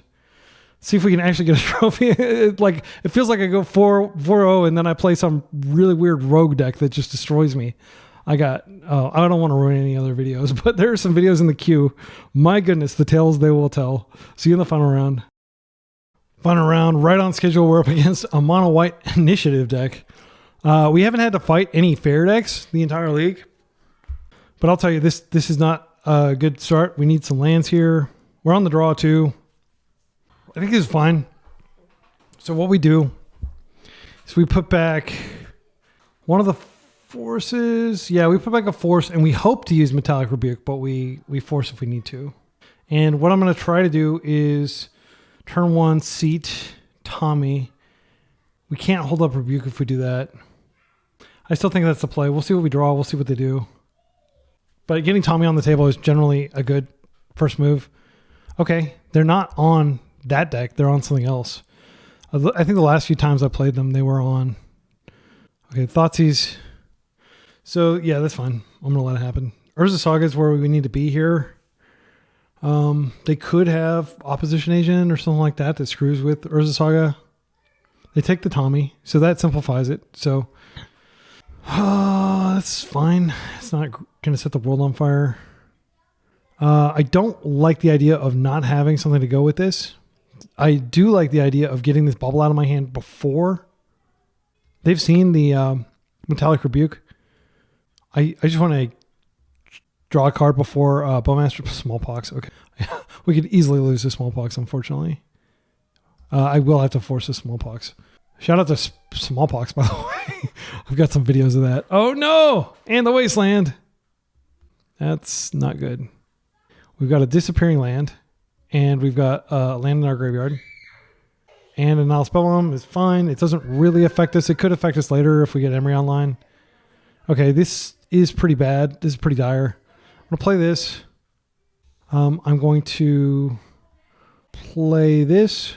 I'm just going to play stuff out of our hand. And then we're going to hope to force the smallpox. And we're going to hope to... I mean, like, I don't want to create a creature that's just going to die to smallpox. Yeah, this is... I'm trying to think... Is this a nightmare matchup? I feel like it is. Ghost Quarter, please. Please Ghost Quarter us. I've got 4 freaking basic islands. You will find no quarter here, Ghost Quarter. Even if you... Yeah, that's fine. And now we... Oh, I hit the wrong button. I hit the wrong freaking button. Ah, no. Okay, that was such a punt. Like, we would have had a lush island in play. We would have gotten our combo going. Instead, we're just going to lose because I'm a dumb. My goodness, I'm so embarrassed, friends. So embarrassed, my excellent. I'm not going to play this out. Yeah, gosh. Now they probably, I mean, the upside is they're probably like, oh, I guess they don't have any basics. So now they're going to prioritize like keeping the Ghost Quarters in next game. Yeah, I just level assisted them. Oh, actually, you know what? I do have basics and I'm just a dummy. I'm just a big dummy who does not, I'm going to manually click it over here. No, I'm going to click the hotkey. I know which hotkey it is. I'm going to click the right one. Yes, I would like to use the ability. Let's go get an island. Okay. No, I do not have anything to do with this mana that I floated. I've just heard that you should always float mana. That's what my mom always tells me. Okay, so we're going to go ahead and come in here and we're going to get underneath the Bowmasters that is undoubtedly lurking, waiting in the wings there. We're not going to play the Painter, serving out Boseiju. Okay, great. That actually isn't that big of a deal. It is, you know, a big deal in terms of stopping our deck from doing what it does. But if they want to blow up our Grindstone and ramp us, that's not the worst. Go get a card. Land, please. No such luck. But they did use their thing, so we do get our engine. Okay. Loam. Oh, it's Loam. If it's not Loam, I will... oh, yeah. This is the easiest metallic rebuke of my life. Yeah, I'm very happy about that. We might still be able to win. We do have the combo. I've heard that that's good. Thinking of Super Plate as a land. No, let's think about this. Yeah, if we keep the Emery, so we could Emery here and get the engine going, and that's the more patient play. I think I'm going to Emery. Okay, so now we just have Force to protect Emery. We've got an Opal, that's great. Yeah, so I'm not going to crack any of these things. I'm just going to force whatever they do here. I'm assuming it's interactable. Don't be Loam. It's actually not that big of a deal. I'll let it go. Yeah, if they Ghost Quarter, I've got 3 more of these, and I will actually click the right button to fetch them. I don't think this is the fight. Because they have Smallpox on the way. Okay, so we'll play this out, and we just have to chill. If I play this out, then I'm off of Force. I could pay 2 and get this out, but then if we draw a land, we win. Is it worth it? I think it's worth it.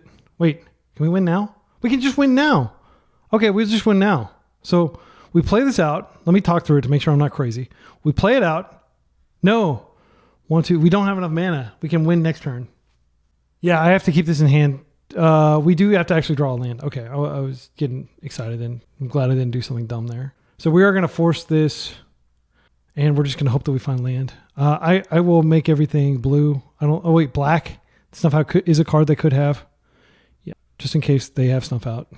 Okay. And because everything looks cool, like artifact black cards. This is sick looking swamp. Thoughtseize. Oh no. Well, they're not going to have... Okay, so I'm going to let them Thoughtseize us. They didn't play a land for turn, so they could have Smallpox. If they have Smallpox, that's game, but I'm not going to win anyway. If they have a black source. Oh, do they? They may not. Yeah, Ghost Quarter is not a big deal. Green. What is this? Good. Ghost Quartering their own land. What a pro. Ghost Quartering their own land so they can Smallpox us. Absolute beating. I wouldn't have thought to do that.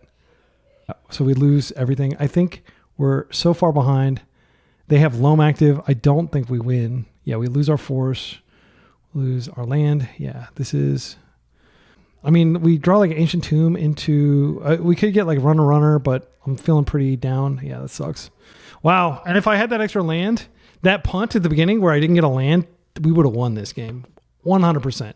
Because we would have been able to mill them out like a lot earlier. Yeah, I'm not going to play this anymore. I'm so pissed off at myself, frankly. Like, this is the freaking trophy round. Come on, tighten up. All right. So Force Negation comes in.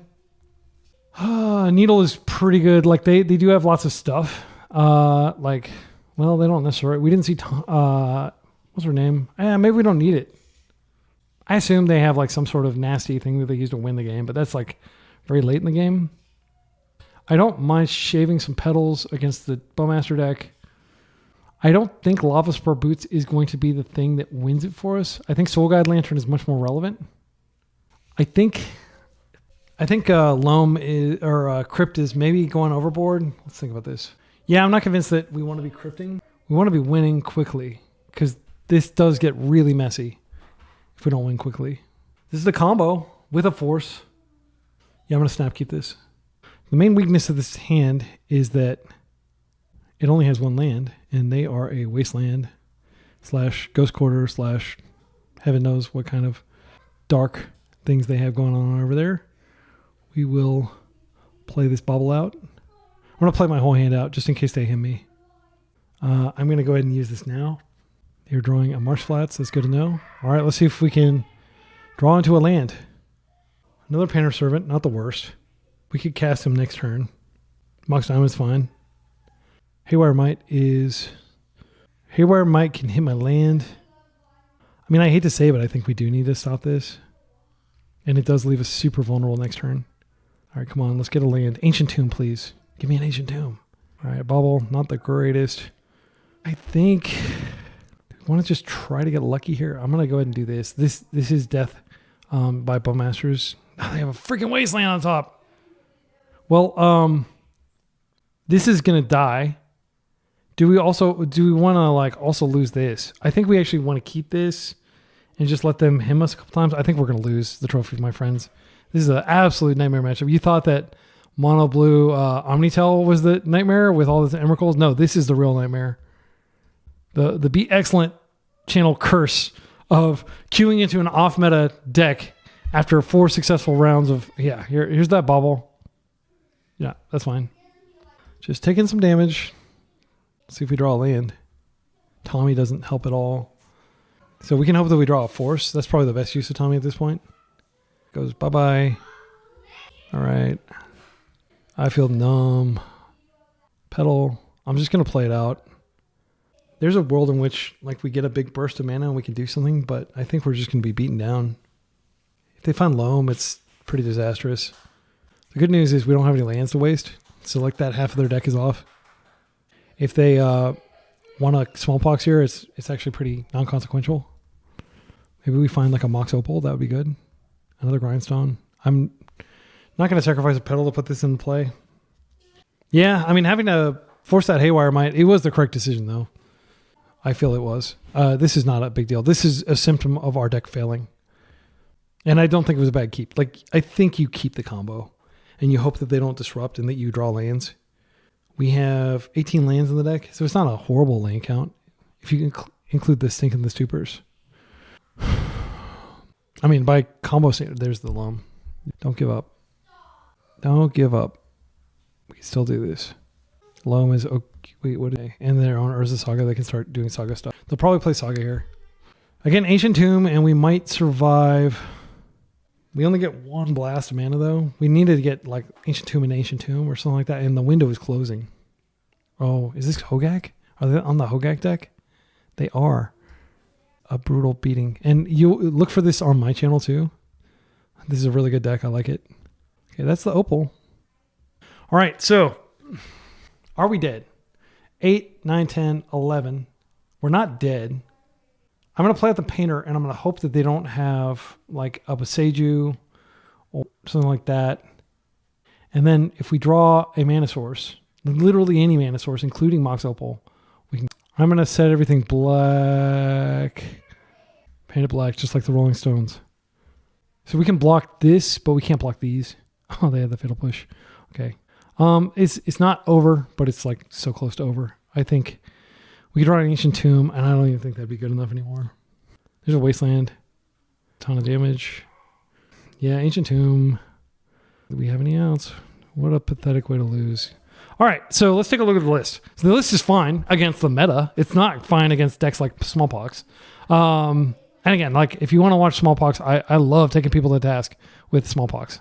It's one of my favorite decks. So I don't feel any shame in losing to it, but just expect to like lose to random stuff like that when you're playing a very focused on the meta deck. Like look at our sideboard.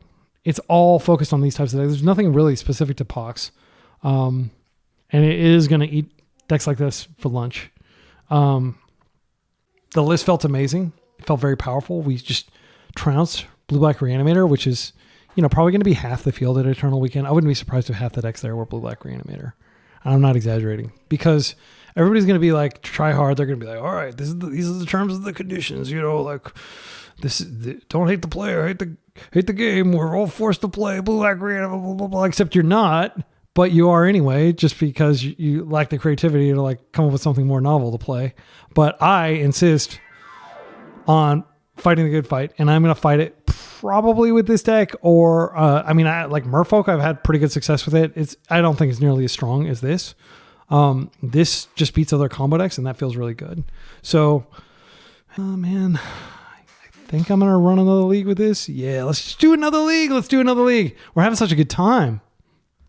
And these go fast. Like, I'm not making any changes. I feel very happy with the list.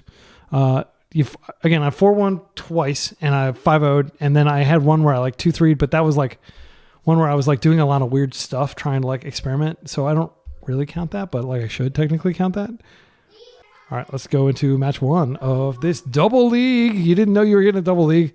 I still got energy, and I'm still having fun. Round 1, we're up against an unknown opponent. This hand...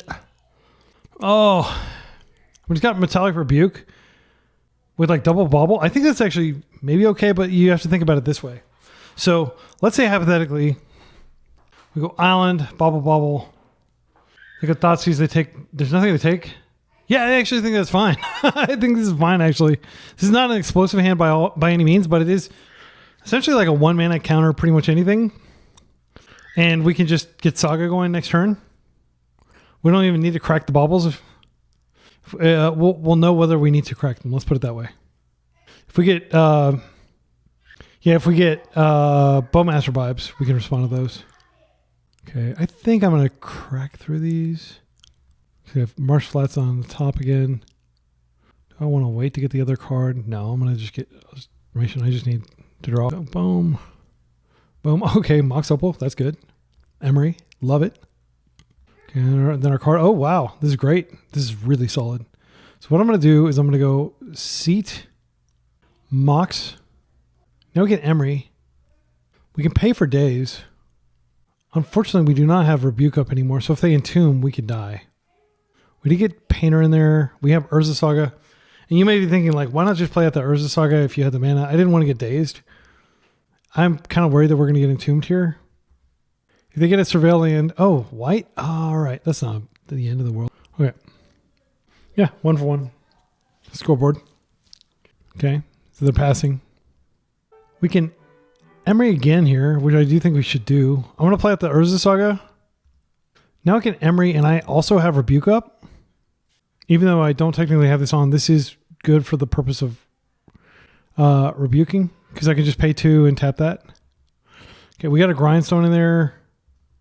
Again, not like super exciting, but we're not looking for anything. We really just want to get the bobble going. They have another Plow here. Do I want to fight this? I think I do. I mean, I could die as a result of them untapping and doing something else. I think it's worth protecting. Blue, colorless. All right. They get days here if they want to fetch a Tundra or something. All right.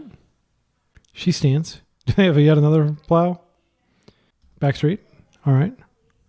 So they're not on the Yorion version, but they are black-white. I feel like you should always play Yorion if you're doing like a blink type deck. I know people don't like Yorion, but I do think it's like correct to play Yorion if you're doing like a blink style deck. And I imagine that's what our opponent is playing. They are going to likely have Bowmasters. Black, Thoughtseize me please. Douthie is fine. Yeah, Douthie means that I'm not going to get Bowmastered here. Oh, Thoughtcast, that's so sweet. Oh, let's go ahead and get the bauble out, and then we can Thoughtcast. Bauble out. No, I'll just get the bauble. Wait, I have Painter Servant too? I didn't see that. I'm so bad at this. So Painter comes out, and then if we just get the Grindstone now, we can get the Painter next turn. And that's like more mana efficient. And that also means that like, let's pay 1 here. It's in. Now, 1, 2, 3. Oh, we're so close. I want to be able to create the Saga Construct. I guess we technically have the win anyway. So I should be more concerned about just playing around. Yeah, I'll do that. See if I can draw a Force or another Metallic Rebuke. Well, yeah, these are fine. I'm going to go ahead and draw through them now. I realized that they could mean that I get pinged to death during my upkeep. We're going to see what's in their hand anyway. Solitude. Okay, so that can rain on our parade as far as getting the dude out. So we do want to draw some protection. I'm hoping to draw a Metallic Rebuke here. Solitude revealed twice. They could have 2 Solitude, or they could have just revealed the same card twice. That's how that card works. It sucks that we're not going to be able to get a Construct. We can get a Construct next turn. I think we probably should, considering that so they have Bowmaster here. They do. Yeah, that's not good. I mean, we knew it was a risk. So Emery's probably down. So that does negate our ability to get Painter Servant back, but okay, there's the first artifact. We could have just left these out there. I mean, we could have just taken the route of creating a bunch of Saga Constructs. We definitely could have played differently here. Okay, and that's going to ping me. So our hand functionally does nothing. We get a Construct out. It can get Solitude. They're getting close to just hard casting Solitude. They're also revealing that they have green in their deck. I wonder what that's for. Vile, that's very late, and that's... All right, so we don't have to worry about getting this ganked. Yeah, we should have probably got the thing because we had this off next turn anyway, and we didn't use all our mana. Yeah, so I definitely feel like I seriously misplayed. Because, yeah, they're almost certainly going to just, like, Solitude our dude, but they still have to Solitude our dude. And that's one less Solitude they'll have for later in the game. Let's see what we draw. Oh, it's pretty good. Now, if they have a white card in hand, they still win. Do we want to create a Construct? So we go 1, 2, 3. We create a Construct. Then we have to play this out.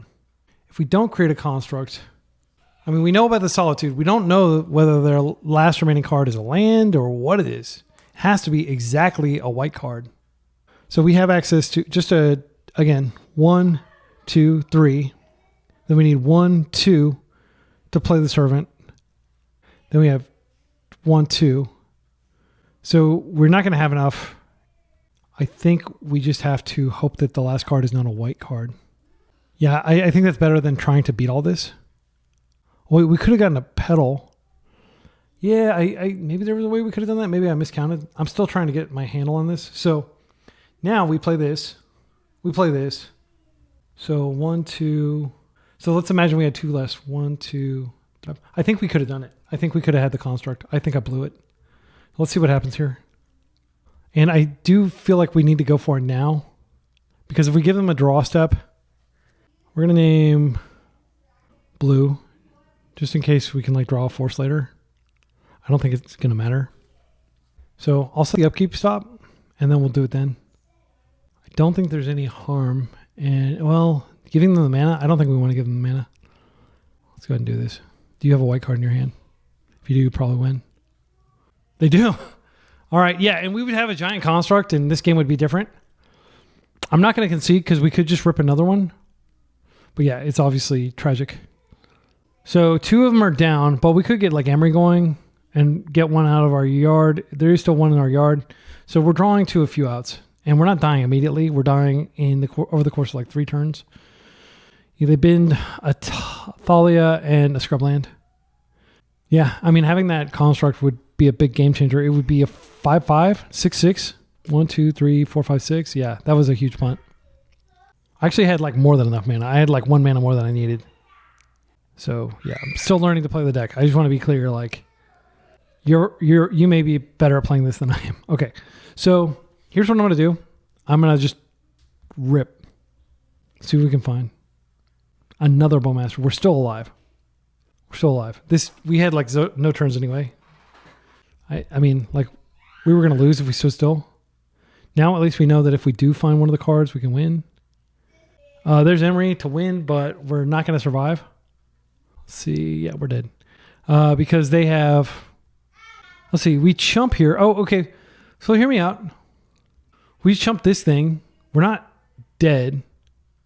And there's a very, very low chance that we survive. There's no point in playing this out, I don't believe. We might as well. Okay, so a bunch of stuff goes in exile. I'm going to play this out. Again, I can't crack it. And then we're just going to... I'll exile this Solitude just in case they have like an Overlord to bring it back. Okay. And we're going to block here, and then we're going to see if we can draw. So we'll be at exactly 1. If they have a Bowmaster, the game's over. Wasteland doesn't matter. Yeah, I could have blocked with a giant thing if I had it. So I do feel like I completely punted this game. They're not attacking with the Bowmasters. I mean, they should. There's no harm. It's a force block. So this is going to go in the void along with everything else. And I cannot draw a card off this or I will die. Good game. All right. So what did we learn? Do the math correctly before you resolve your... yeah, that's what I need to do.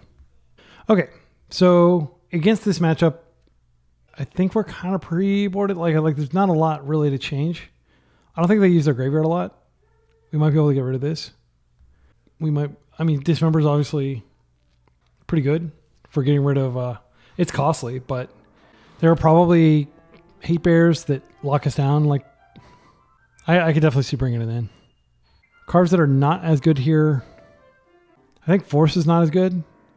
Blackcast does basically the same thing as Force, but... Or, I'm sorry, Sink into Stupor, or Metallic Rebuke, rather.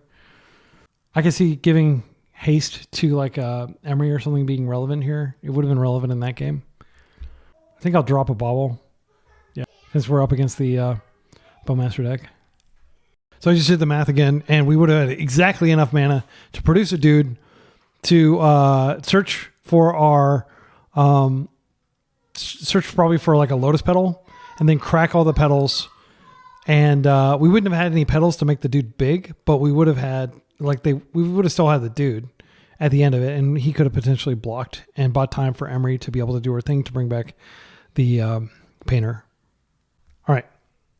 And I said, oh, we've actually got one more mana than we need, but that was because I didn't pay the mana to, because I was able to float a mana off Urza Saga.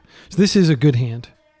I like this a lot. I like the fact that it's turn 1 Saga into Ancient Tomb. We don't have any protection, but we don't necessarily need it. Like, they waste us. We still have mana. Yeah, I'm going to keep this. I'm going to play out the Petal just in case. There are cards that they could be playing, like Pest Control in black and white. I wouldn't be surprised if they were playing that. I don't think it's a very good card, but I can understand why people would play it. So I'll play this out. I don't think there's much merit in holding it. Now we'll pass. And our hope is next turn we island... Or probably Ancient Tomb. That's fine. This is probably going to take Emery.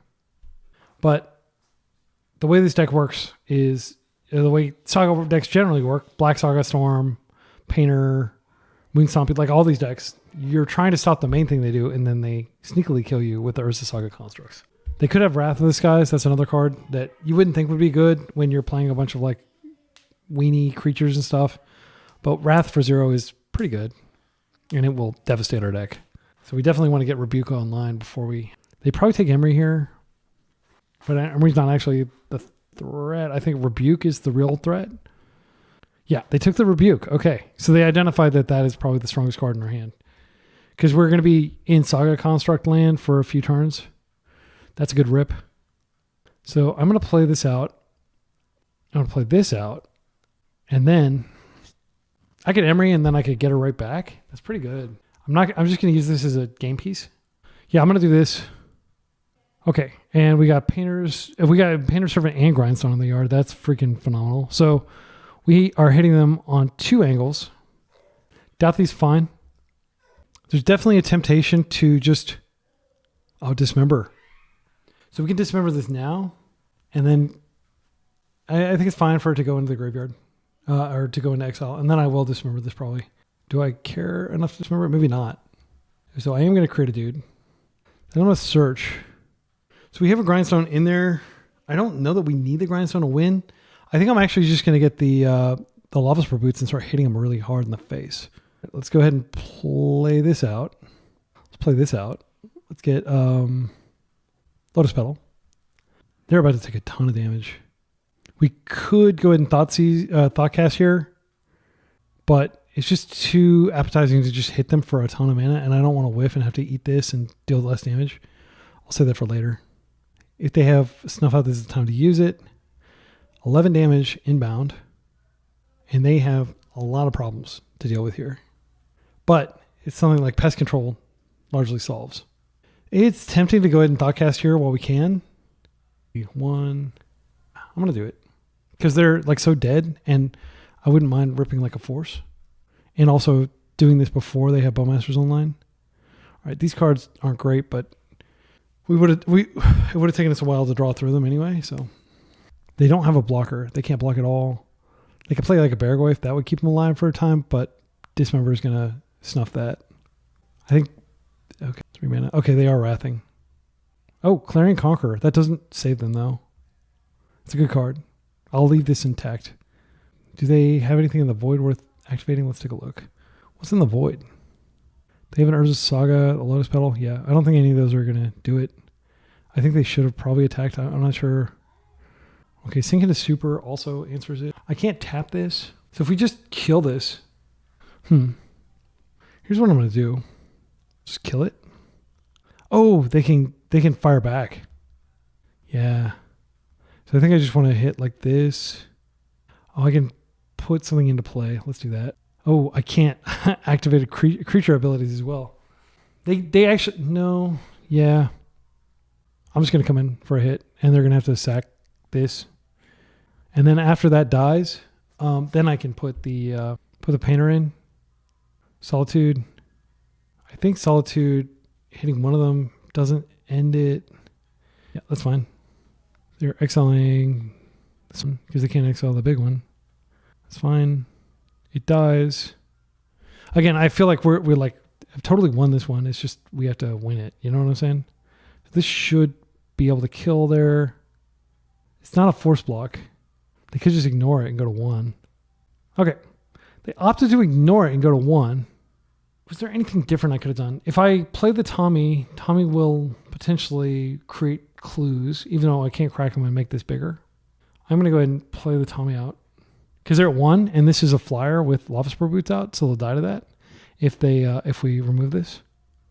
If they tap this for any reason, then I have a clear window to dismember. We're up pretty high in life. I'm not sure how they get out of this. Okay, looks like a Wrath of the Skies or something like that. Witch Enchanter. Yeah, you're welcome to do that. They could blow up the Lava Spur Boots. They can't blow up the creature because it has ward. They do blow up the Lava Spur Boots. Okay. Again, I have to be mindful. Anything I put in the Void can be used against me. Okay, not anymore. I don't have to worry anymore. They just made a huge punt. So now I just kill this. After I kill this, I bring back Painter. No, I could bounce this out of play once this is dead. Yeah. Yeah, I think that attack was super duper greedy. All right. And I'm not saying they were in a good position, but like they needed to stabilize before they started worrying about my life total. The Clarion Conqueror is an insane card against us for sure. Shuts off basically the entire deck. So it'll be interesting to see whether we can beat it. I don't think we're favored in this matchup though. All right. This hand is pretty slow. Yeah, I don't like this hand. I would like to have a force. Our opponent kept 7. This is one of those hands that just completely collapses to, it's probably like a turn 3. Yeah. So this is better for sure. It's not a lot better, but it is better. I'm going to keep this. What I think we need to do is probably put back a seat, just because I could easily see us in a situation where they like start wasting or they get the thing out and we can't do stuff. And I like having double blue because that's where like get access to Sink into Stupor in case we need to bounce something really problematic back to hand. Thoughtseize. Yeah, they're going to take our Tommy, I imagine. I'm going to just quickly cycle through this bubble. If they have a lot of removal in hand, they may just take the bubble. Let's take the painter. Okay. Hope to get her back with Emulator. Force is not a bad draw. I'm going to play this out. And I am going to go ahead and just bubble now because I want to draw something for Force, and also I don't want to get Bowmastered. Like every artifact in a deck is kind of a liability. Yeah, that sucks. That's pretty. And here's the obligatory, like a fair non-blue deck will usually beat a fair blue deck, but we're not actually a fair blue deck. We do have an unfair aspect to our deck, which is the Painter Grindstone combo. So we're drawing our card here. Grindstone. Okay. If we can find Emery, we can win. I am going to try to create my clue. Oh. Yeah, let's not get wasted here. I'm just going to attack, create my clue, and I'll probably crack the clue to Force if they do anything too dramatic. I do want to definitely crack this clue this turn cycle, though. I don't think these grindstones are particularly helpful being on the table. Okay, they're fetching. This is a window for us to just go ahead and, well, if they put it on the table, they have a plow. Oh, 2 Felia. I don't want Felia. I'm going to see if I can draw Force. A blue card for Force. Oh, that is a dismember, but it's too late. If they have the combo this turn, we're screwed. So what they can do is they can put the thing out and blow away our Tomio, and then they can blink, but there's nothing else to target. But it does grow the Felia. Yeah, this is absolutely the kind of deck where playing a Yorion version is just objective. But people don't like Yorion. Every time I play Yorion on the channel, people just groan about Yorion 80 card decks and like as though I don't understand mathematical probability. Yeah, that's fine. That's the combo. We're screwed. So, yeah, and this is basically like the Nightmare matchup for any non-combo deck, but it's proven to be quite strong here too. I think like this would just get completely roused by like something that is like a stack combo deck, but against our permanent combo deck, it's quite strong. So they're going to get this, and they're going to get a 5/5, and they're going to get another thing out of the graveyard, all because we didn't have the mana for this Dismember. Okay, the ability goes on the stack. They find another Clarion Conqueror. Yeah, I don't know that we can win through Clarion Conqueror. They put a Clarion Conqueror in hand. So they've got 2 Clarion Conquerors in hand. We've got 1 Force and no blue card to go with it. We do have an Emery, so we could win. Is there a line? So then we just can't activate these. We have to dismember, like maybe they stop at 1 Clarion Conqueror. I don't know. They're going to be able to keep pulling back Felias though. So I'm going to go ahead and attack to create a clue. I'm aware that I'm dead in like 2 turns for sure. Now what I'm going to do is I'm going to hope that this doesn't somehow find a Solitude. I'm going to Emery here. And I think I'm going to Grindstone as well. Right, Grindstone. And then we have the Instep Dismember. And then we bring back... We don't have enough mana though. We need to draw like an Ancient Tomb. But I can Instep Dismember the Clarion Conqueror and get a window. But we need 5 mana. So here comes Clarion Conqueror. We take a lot. This triggers one of the attacks. So we're taking at least 8. They will probably blink one of our blockers out of the way. Not understanding the extent of our desperation that we don't even care about combat at this point. We're just trying to desperately enact our degenerate combo. Any Solitude or anything like that. If I see Solitude, I'll just scoop immediately because that'll mean that we don't have a path to victory. Witch Enchanter, Surgical Extraction. They don't have Surgical Extraction in their hand. They're blinking that. That's fine. Okay, so I'm going to kill that Instep. And I'm going to hope to draw exactly Ancient Tomb. Ancient Tomb is literally the only card that does this for me. And it only does it for me assuming that my opponent does not have a Solitude. Okay, this comes back. I do have a stop in their Instep. Now I'm going to do what may seem like a really weird, desperate play. Get this out of play, and then we're going to draw an Ancient Tomb. They're not going to have a Solitude. Please let it be true. Please let it be true. Please let it be true. Don't surgical me. Painted all black. Please don't have freaking Solitude. Oh, there's your graveyard. They said, oof, nice. It was my one out. GG. G freaking G. Play to your outs. My goodness. That was a... Okay, 4 and 45. Less than 1 and 11 of cards. And we drew the funky card that we wanted really badly. Yeah. I'm so glad I captured that on film. I know it's going to be like 2 hours into the video, 3 hours into the video, but man, that is such a personal highlight for me. All right. I'll see you in round two. We're 1-0. All right, before we start the round, first of all, how are we ever going to top that on the Be Excellent channel? Before we start the round, I want to show this awesome deck. It's a Chocobo deck. You remember Chocobo from Final Fantasy, that game that I never played? But of course, I know the cute birds that carry people around. Chocobos, and it's got Sith Cat Cub, and it's even got Traveling Chocobo. Look at him. He's having such a great time running around through the field. And then it's just got like all the good blue-black stuff, but it's also, it's a green deck. So this is awesome. I'm stoked to play against this deck. If my opponent's playing it, we'll see. All right, so we're on the play. Okay, let's think about this hand. This is a turn 1 Thoughtcast. I don't think we put away hands like that. I think that's all we need to see. I see Force, I see Thoughtcast, and 4 artifacts. I'm in. And we're going to have Force plus Sink into Stupor, so we know we'll have a blue card after this chain in case they are on something degenerate. And this is why I play the extra baubles. It's like hands like this. All right? So there's just joy in doing so. Like I'm used to playing Island Ponder, pass, or fetch land, no action, pass. And here we're doing boom, boom. Just, putting our entire hand out there, laying it out. Boom. Feels great. This is such a joy to play this deck. Okay, we drew another one. So I do think at this point, we could draw through here. I think we do want to draw through. So let's get some information. Fatal Push. Okay, that's good to know about. Let's get the top card of their deck. Actually, I'm going to crack all these. I need lands. Kind of. Brainstorm. Okay. Let's get a little bit more information. Again, they are almost certainly a Bowmaster deck. Yeah, 2 Orcish Bowmaster. You can't fit all the Bowmasters in when you're playing 7 Chocobo. But, yeah. All right, so we'll draw a bunch of cards here. Lava Spur. Seat. Man, this is like going to the casino. It's like a freaking slot machine. What am I going to get? What's the variable reward this time? All right. So still no action. Love to get a Emery. Tommy would be fine. Yeah, there we go. That's fine. I can use her immediately. I like that. They have a Fatal Push.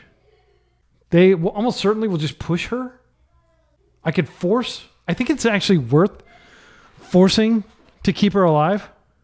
Hear me out. So we play this. This is the big commitment, but we want the cards.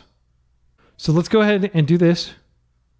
Oh, well, yeah, what if they have the days could stop the Lava Spur? Or no, I have a pedal. Never mind. I don't have anything to worry about. Yeah, I'm going to go ahead and just do it. I'm going to Tommy first. And then they're almost certainly going to push in response, but I've already committed myself to dealing with it. All right. And now would you like to push? I know you have a push. Go ahead and use it. And then I will force it. And then I will get my clue. And this is because I feel confident that you're on a fair deck. I'm going to keep the force in hand. We're equipped and ready to do some damage. Tommy's not used to doing damage, but she's blazing a trail over there. And so she is vulnerable this turn, but we did get some value out of her. She's a 1-for-1 or a 2-for-1, either way. So they wouldn't be surprised if they just push her again. Get some Chocobo on. Show me your Chocobo. Okay, that's fine. We'll just need a flipper, which we can do. We have the mana. We'll flip her before she comes into touch with that scary bird. All right, so what I'm going to do is I'll play this out. And I'm just going to have to use all my mana here. Boom, we come in. I like to block. Okay, I'm going to go ahead and draw a card. Draw a card. All right. Thoughtcast, not bad. Not bad at all. We don't have the mana to use it yet. I would like to use it because I am worried that they're going to have Bowmaster here, but we Plus here. I've been on the other side of what our opponent's facing so many times. And I'm not going to lie, it feels better. It feels good to be on this side. They have to do like a lot of the bomb disposal, and we get to drop bombs everywhere. Like, what are you going to do with this flip Tommy? It's already created 2 clues on our second day on the job. She is the hardest working librarian. Look at her. She has to use telekinesis to do her job. That's how serious she is. How tuned in to the stacks. She knows the Dewey Decimal Code forward and backward. All right. This could be Shiro's Edict. I will defend my Tommy with a force. No point in attacking unless you have Kaito, which you don't have mana for. I don't believe Kaito's in their deck. Let's take a look. Since we're cheating. No, I don't see him. He would make sense here, but again, concession to having 7 Chocobo in your deck. Okay. So, actually, we could just force if they have. Yeah, I'm going to plus first, just in case everything goes completely south. So, we have force mana. We still have the force mana, but they could daze. If we play this out, they can't daze anymore, but we take a ton of damage. I don't want to lose. So come on. Feel the noise. Here we go. Boom. Boom. Blue. Blue. That was expensive. You force back? You force back! Well, that's not good. All right, we're going to get our cards, but Tommy's going to take some damage here. I don't know that she's dead. Let's see. She takes 3 pings, and then they attack. Okay, we got a bunch of cards that we don't need. Okay, so they ping her twice. So she's going to be at 1, I believe. Unless they have another Bowmaster. Wow. What did they pitch? They pitched a Brainstorm. I mean, they could just be on like good cards. But I see the green. I think they're on Chocobo. I mean, I shouldn't say Chocobo is bad, but I don't think it's good. We might lose to it in hilarious fashion. If they have another Bowmasters, yep, they do. What? You have 2 Bowmasters? Okay, Sith Cat. Oh, no, Sith Cat can buff. Yeah, okay, Tommy, sorry. I let you down, Tommy. I got greedy, and now my dear librarian is gone, and we are not looking sharp here. We need to draw exactly... gosh, do we have any time? Let's see, how much damage are we going to take? We're going to take 1, 2, 6, 7, 8, and then we're going to do a bunch of damage to ourselves. We really need the grindstone directly. Okay, Emery's fine. So I think what I do here is I Emery and then I equip her. That takes a lot of mana. Yeah, let's try it. We got Mox Opal in there. I think I equip her and I just use her again. And then I have a chump blocker. Because there's a chance... Yeah, so we can pay 1 and then we get a Mox Opal, which basically pays for itself. Oh no, I don't have any freaking... Oh no, wait, Mox Opal taps for blue, so we'll be fine. And it could be that I should have just played the other Emery first and not even stopped here. It costs 1 mana. Let's go ahead and do the lucky here. We're not going to be able to do it anyway. But they're down to 1 card in hand. So I'm going to keep this new one. Okay, the trigger goes on the stack. Come on, find me that grindstone. Here I am like a degenerate. Like, what is this going to reveal? There is the grindstone. Okay, so we play out the painter. So I think we're just dead though. If they have a land drop, we're definitely dead. And I do want to play out the painter to absorb this, but we're still taking 1, 2, 3, 4, 5, 6, 7. We're taking 2 to play out the painter servant. I think it's better to hide the fact that we have the painter servant and just kick it for a turn and hope that they don't kill our Emery, because I don't think we're going to die. 8 currently. Yeah, and we will have to use a lot, but we won't have to necessarily use all of it. We may have to use all of it. Let's think. So 1, 2 puts this into play. 1, 2, 3. Yeah, I think we actually... No, we have that. I think we might be able to do it. I'm not going to do the math because I'm a lazy bastard. But I think there is a path to us equipping, but it all results in them. It's all about them not killing us right now. And if they have any sort of like fatal push, anything like that, that's the end. Brainstorm. This is probably going to find a fatal push. It might find a fetch, which a fetch would be catastrophic. That would definitely be death. So actually this is really insidious with this because you double the number of +1 counters. So this like has nothing but +1 counters. So it becomes like an 8/8. Don't have a fetch. Oh, Wasteland. Yeah, that is pretty good too. They can waste one of our seats, and then I don't think we have the mana anymore. So we'll take this. No blocks. I mean, it's possible that I was supposed to block just to keep us somewhat alive. We can only activate one of these. Yeah, I don't think we can do it anymore. See, we've got an island here. If we drew like, traveling chocobo, how does this work? You may play lands and bird spells if a land is entering the battlefield. Okay, so only if it enters. Okay. So I don't believe this does anything right now for the just overkill. Give us something we need. That doesn't do it. Someone comes in. 1, 2. Yee. Are we going to be shy? I'm so bad at math. It's becoming painfully apparent how bad I am at math. Painter Servant. Things blue. It doesn't matter. Island. Grind. Wow. Exacxies. 1 life. Games don't get any closer than this. Except for the previous game. The game for the previous match was even closer than that, I think. Okay, wow. Very hyped to have won that. Yeah, that Bowmaster, I'm going to have freaking nightmares about that thing. Okay, so we don't care about our graveyard, I don't think. We can take the Soul Guide Lantern out. Our opponent is just winning through fair combat, which is great. Because it means that we can at least plan. I think we do what we've been doing when we're up against Bowmasters and shaving a bauble. And let's run it back. I didn't see any activated abilities in Needle.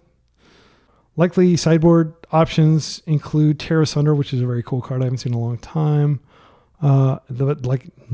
Seas of Innocence, obviously very strong, but yeah, we'll try to not have them draw that one out. Seas of Innocence, at least we gain a bunch of life, right? Which we're going to need if we're getting beaten down by Chocobos. All right, let's take a look at this hand.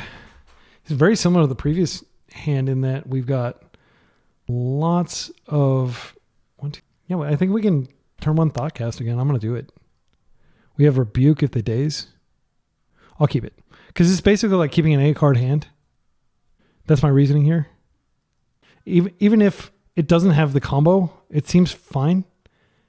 And I want to get these Thoughtcasts out of my hand and probably fire off these baubles ASAP. Yeah, that's what I'm going to do. We are orphaning our Mox Opal by doing so. We'll see what we draw before we fire them off, but I think we should fire these off just so we don't get completely got by Bowmaster. Bowmaster is played probably less now than it's been played at any point since it was printed, which is great for us, but it's a little bit sad when you think about it in the context of like Legacy. As a Bowmaster, arguably the best black creature ever printed is not playable. Okay, so let's go ahead and do this. I was supposed to do that last, just in case they have, yeah, you're always supposed to do that last, in case they have Force of Vigor. So, I don't think we had the luxury of waiting here. I think we want to go ahead and Thoughtcast. We hope that they don't daze. They don't daze. I think we do Emery here, and she's an engine, and we have her online. Now, I am going to fire these baubles off. Again, I'm going to get them back from the graveyard or get petals or something next turn. I'm reducing, I'll fire off 1 petal. That's these on top. It's good to know about. So assuming she doesn't die, we do have an ability to get another artifact. Yeah, I'm going to keep this around.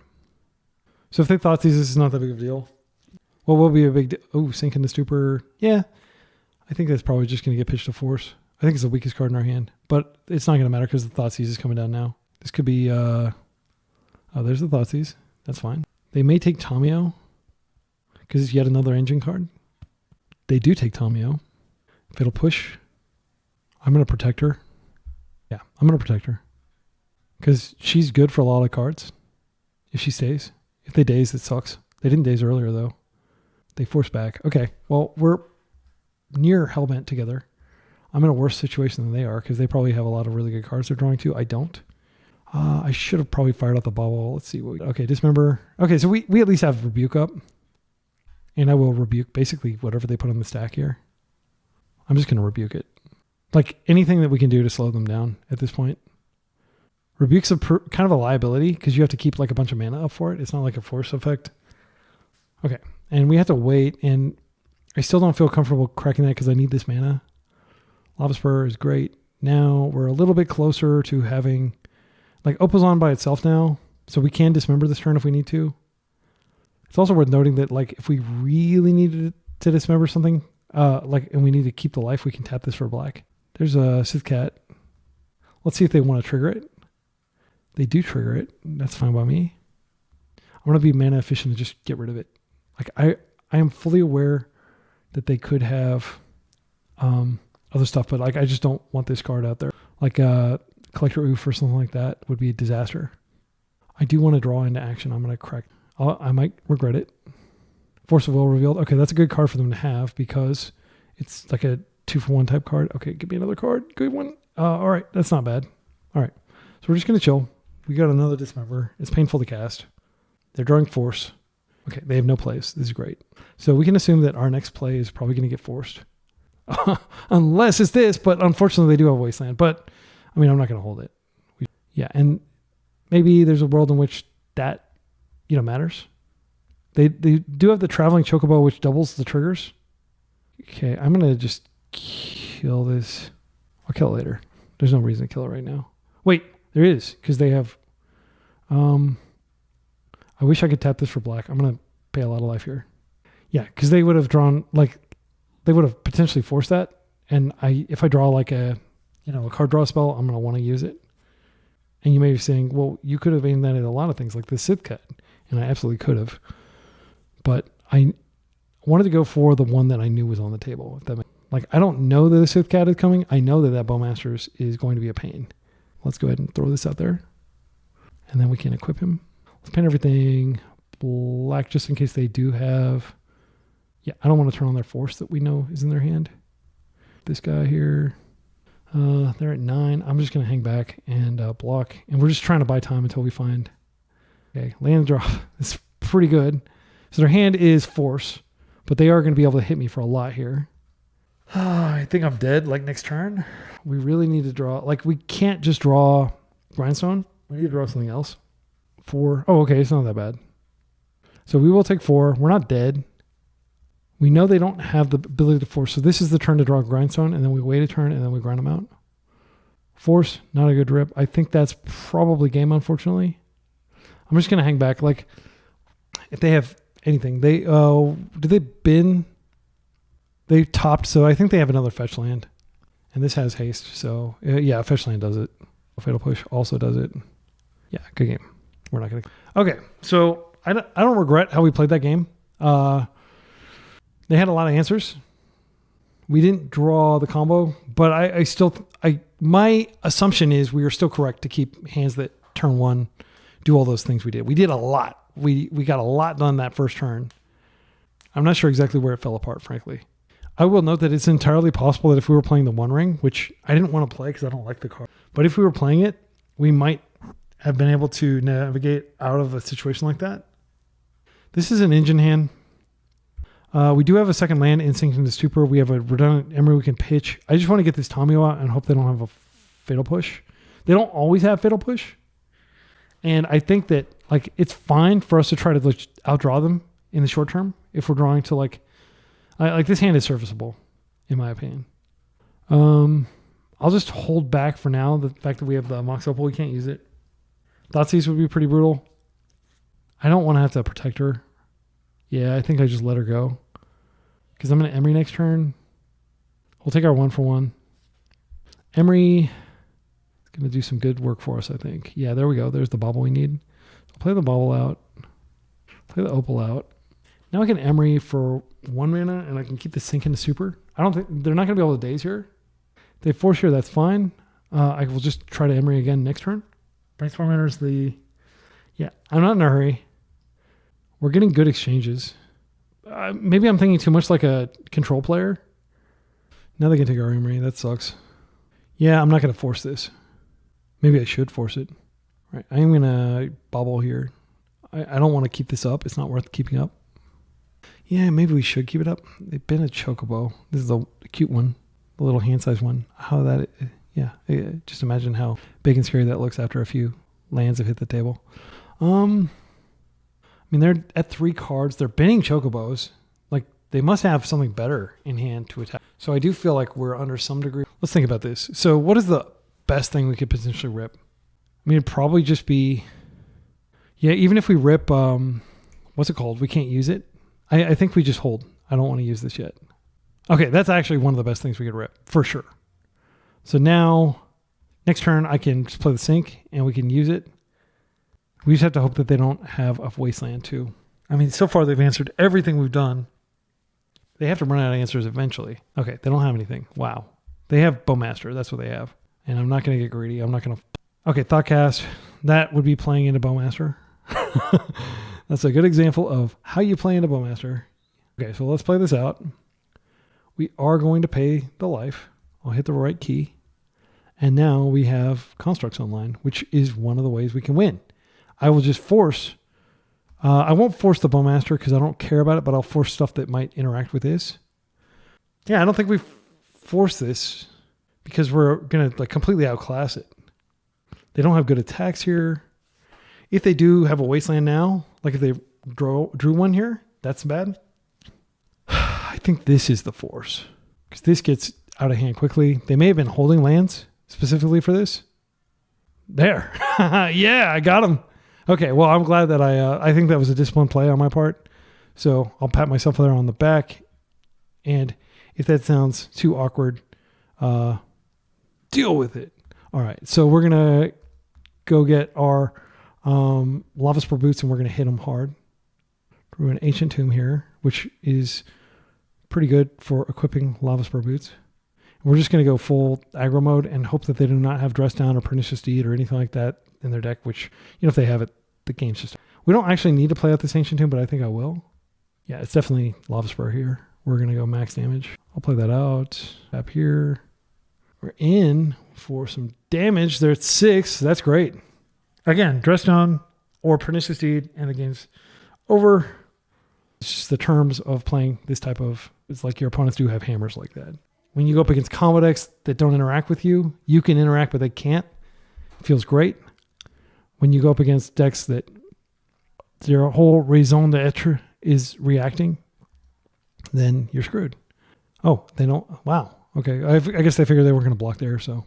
Grindstone does put a little bit more nails in the coffin here. Our Hug of Death. They actually are dead on board. Like, they have to interact somehow here. Abrupt Decay. They can pay the ward here if they want to fetch. That's a cool card. Oh, it can't be countered by ward. Okay, that makes sense. So they'll take 5 or they'll just block? Yeah, block. More reasonable. Okay, so we're down to 1 attacker. I am going to equip here just for the ward. I'm not going to crack this. I'm just going to be patient. Cracking it gives them a blocker. Just don't have a Fatal Push. Come on, just for once, don't have something. We're so close to winning this match. Okay. I imagine they're just going to chump here. So we sync this to hand. They just recast it. Yeah, I'll sync like a removal spell if they have that, but I'm not going to attempt to interact. I'll just be patient. Okay, that's fine. All right. Come on, deck. Come on, their deck, not giving them an answer. That's what I'm trying to say. Come on, their deck. Yep, we did it. That was tight. These have been some insane matches. Aren't you glad you stuck around for the second league? Oh, man. You're probably like, oh, my goodness, how long can this guy stream? I'm sorry, but I'm having the time of my life. Sorry, not sorry. See you in round 3. We're 2-0. We're in round 3. We have a bad hand. This is not good. I'm going to mulligan this. We're also on the draw against somebody whose only record that I could find was them playing Oops All Spells in Pauper, which, man, that's toxic stuff is in Pauper too. That sucks. So they may very well be on that here. This is better. I mean, like, they may not be on that. This is a keepable hand. It does stuff. It doesn't do anything like super. I mean, it's half the combo. I don't want to mull any deeper. We have Sink into Super as our interaction, which we can get online pretty quickly. Not super quickly. All right, I'm going to keep it. Card that's going to go back is the other Sink into Super. Actually, do we want to put back Lava Spore Boots? I think we put back Lava Spore Boots. Yeah, I'm going to put back Lava Spore Boots. That's just a bullet that we grab if we need it. It's not even really like a main deckable card. It's main deckable. Oh, yeah, they're on freaking Oops, so it doesn't matter. I didn't know that they'd be on Oops. I figured they might be on Oops. I could have aggressively mulled. They're not going to know anything about our deck. I'm not going to give them the pleasure. Okay, whatever. I've beaten this deck so many times, and we're not going to lose to it now. I am not going to lose to Oops. I'm so sick of losing to this that I just will it into submission with my disgust. All right. Yeah, let's take a look at your deck. And I'll wait. I'm lazy, so I wait till they flashback the Cabal Therapy. That way I can see how many Poxwalkers they play. And I don't actually have to look at their deck. They must be so excited they get to come to Legacy where you can play 2 of those things. Okay, so they have 0. Okay, I'm going to look at their list then. This is a non-standard list. You can have 2 of the enablers. In Pauper, I think they only get like 1 of these. See, Balustrade Spy. And then I think the other guy is like, he's an uncommon. Can you imagine what a disaster it would have been if they'd printed him as a common? The Pauper community is just overrun by Oops. Let's see. The fact that it's like 4, it makes it a lot harder to mull. Okay, so they got the packs. They got a bunch of Durases. So they're on like a more brutal combo version. I don't see, I actually don't see the, any of the new tech that these decks have been doing. So this should be easier to beat. All right, so Scoop, you have no idea what I'm playing. All right. So against Oops, I've said this a million times, but basically doesn't matter what you do. You just, and I do think we bring in Pithing Needle just on the off chance that they have, what's it called in there? You don't even necessarily want to grindstone them. There's a risk that you could grindstone them and like actually make it to where they can win. I don't know actually how you do that. Let's think about that. Yeah, because like if they did have memory, but I don't think they have memory journey, so I'm just gonna leave it in. Is that right? I don't think that's right because we just went off Saga constructs. I need to cut a lot of cards because I'm bringing in, and I could bring in more blue cards. Yeah, I'm gonna bring the blue cards in. Then I'm gonna take out all the painters, take out all the grindstones. And then we can take out, because a lot of times they just die to their own pact or they concede because they're bored. Because Oops players apparently only have a few seconds of attention span. Take out some baubles. I'll take out the Lava Spur Boots. I don't think that's going to be relevant. I could take out a bauble. That does limit like the explosiveness of our plays. Yeah, let's do that. Okay, let's go. So we did reduce our artifact count substantially, which hopefully won't bite us. So this isn't a keepable hand. So a keepable hand looks like blue card, Force of Will, graveyard card. This is a double plus this goes and gets it. This is good enough, I think. Because we just go get the graveyard hate. Yeah, and I'll put back the pedal. Oh, man, there is a risk. There is a risk that they therapy me and I have to force that. Did we see therapy earlier? Luckily, it shows up in the log. Oh yeah, we did see they have a therapy, at least one therapy because they therapied. And if they draw it naturally, the thing about the deck is like, okay, like I should have to make the decision. Actually, I'm gonna mulligan again because if I find the graveyard hate, yeah, there we go. This is the freaking hand. Look at that. Good luck, Oops. So we're gonna, we don't have a blue source. I think we put back a Thoughtcast and a Tormod's Crypt. Now we have double Tormod's Crypt in case they have like some sort of like they could still kill this with what's it called? The Force of Vigor. Maybe we play one out. I'm going to play them both out. I can force if they force, but I'm worried that like during a longer game we may not be able to find it. So this is going to go bye-bye. We're going to have to go get a Mox, but the Mox will work for mana. So we will have a guaranteed 1 mana as long as we don't have to just like crack these, which we shouldn't. If we're cracking these, it's because we're winning the game. Bogart Bog. They could be on a creature juke. Duress. Sure, you can take my Force. Best draw is a blue source so we can just get Tamio in play and start going to town here. Okay, that's a blue source. I'm going to play it. Let's get the Tamio out and we'll pass. And, you know, there's a decent chance we're going to die anyway. That's just the frustrating nature of playing against this deck. They have like Charbelcher or something. Yeah. They're doing something here. Hopefully they're just playing out some creature. 4 mana. Okay, Charbelcher. Yeah, Charbelcher. Okay, so we have a Needle in our deck. If they don't have a LED right now. They have the LED right now. Bye-bye. They say GG before I even get to do anything. So yeah, I guess it is deterministic, but it's still kind of a dick thing to do. Okay, well that was not fun. See you in the next round. All right, round 4, we are 2-1 losing to Oops All Spells in a very infuriating fashion, as usual. And we have on our plates here, like the ability to basically play out our entire hand, which is kind of cool in case they're playing like any sort of like discard.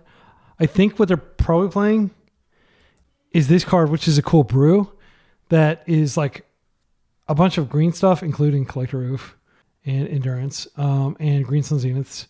Yeah, this could get ugly. I think we need to, if we're going to keep this does have half the combo. We can deploy our entire hand. We can crack both these baubles and draw through them. I think I'm going to keep it though. Because I'll get the Tamio. I don't care about flipping Tamio. I want to use her as a card draw engine. Yeah, let's do it. Let's keep it. And you may be saying, oh, this is loose. We don't know. We're going to get 2 more cards. We might get some good stuff. So always play the Mox last. That's what I've learned. Now that we've played those, we can play this. Again, if we had like a Storm type card in our deck, this would be pretty awesome. Go ahead and Tommy here. Let's play this. So now, even if we whiff on artifacts, we're going to have our Mox on, so it's fine. We go ahead and use these now. Waterlog Grove. Okay, so they're on a different deck. A deck that potentially is blue. Oh, wait. I'm not going to bother looking. Like, you might be saying, oh, you could look at your top deck. I'm going to draw my card in just a second. It doesn't matter. Okay, so we get 2 cards. Thoughtcast, that's great. And Metallic Rebuke, which we cannot yet use. Next round we can, though. Once Upon a Time. Okay. So we saw the blue-green kind of like pay 1 mana to cycle land. I think those are not playable in Legacy, personally. I fully realize that like that's going to sound really rich when I get destroyed by this person. But I genuinely don't think you want to be like sacrificing your land as fixing. Okay, Vakalt. That's a cool card. The Molten Pinnacle. So this is like some sort of turbo lands thing. Chalice for 0 is fine now that we've dumped our hand. We actually don't have that many 0 drops in our deck. Like I said that before we draw a bunch, but like I think we've got like 15 or something. So it's not a huge proportion of our deck. Let's see. Ice Chill Explorer. This is a cool new card. You may play an additional land each turn. You play lands from your graveyard. So it's pretty cool. It's like Life from the Loam and Exploration in 1 creature. And it's a 2/4 body, which is pretty tough. Come, join me in the sun. Is that the sun in the background? It doesn't look like the sun. Okay. And then, yeah. So they've got some mana out. All right. So we can create a clue, and then we can get... Oh, wait. We can Thoughtcast right now. But I want to create a clue. Oh, wow. That's freaking huge. Let's go ahead and create the clue. We're going to flip Tommy. So we can technically... If they do something dastardly, we can stop it. Thoughtcast. All right. So far, very lucky in not hitting any of our 0 drops. I'll go ahead and plus her. I do think we go ahead and Thoughtcast again with Metallic Rebuke up. Let's see, 1, 2, 3. Yeah. And then we don't play the Emery yet. There's not really any purpose to playing her. No, I guess we could. Yeah, let's Thoughtcast first. I want to see if I can find a force. Okay. So now we have 2 Metallic Rebukes up. Let's see, 1, 2. We can play Emery and still have Metallic Rebuke up, technically, if we really need it. Yeah, I think it's worth playing her. At the very least, she's a blocker to help defend my Tamio if they have like a hasty beat. Okay, and we do have Painter Servant in the graveyard, so we don't have the win yet, but we're close. Like, we need more mana. And again, exceptional luck this game. Don't expect the game to go like that every time. We had great rips. Okay, and it looks like they're not doing anything, which is great for us. Sinking to Supers and land. So let's see, 1, 5. We have enough to kill them. So let's go ahead and do that. Lay this. Yes, I want to pay the life. To regrow. I'm going to go ahead and attempt blue. Play them out. I'm going to name everything black. Okay, and doing this, I mean, we can plus Tommy. It's not like we're in like a bad situation, but we are using up our Lotus Petal. We can wait till the upkeep. That way I can be sure that they're not going to do anything. Like if they're going to react, they're probably going to do it in the end step.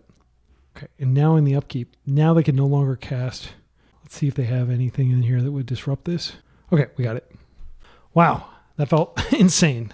That is one of the reasons you play this deck. Like it's just sometimes gets those insane sequences. So we don't know enough about our opponent's deck. I don't suspect they have a lot of creatures. I don't think Dismember makes sense. But actually, now that I think about it, they probably do actually have, I bet you instead of having Null Rod, they have Collector Roof. So I do think we bring in these. I mean, we did see at least one creature. So cards that are less important here, I don't think Soul Guide Lantern is going to matter. I mean, it could matter. They're going to Chalice for 0. So we could take out the Baubles. And then that's pretty good. We thought like this is, yeah, I feel like this is fine. Okay, so this is not the combo, but this is 2 different engines in one hand. I think this is a snap keep. If they Chalice for 0, it's not even that big of a deal. It shuts off one of our cards. We can use Painter to name blue, and we can even pitch it to Force later. So I think I'm fine with that. I'm actually more worried about Chalice on 1 than Chalice on 2 here. But our opponent, almost certainly, after like the previous game, I think they would Chalice for 0. Because we'd like play like 6 0-drops turn 1.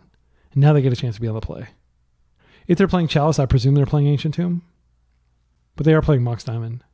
So they take a damage, they go get a tree dude. That's fine. All right. I'm going to play as much of my hand as I can here. So artifact. Okay, so here we do. Boom. I'm going to play this out. Lava Spur Boots. Boom.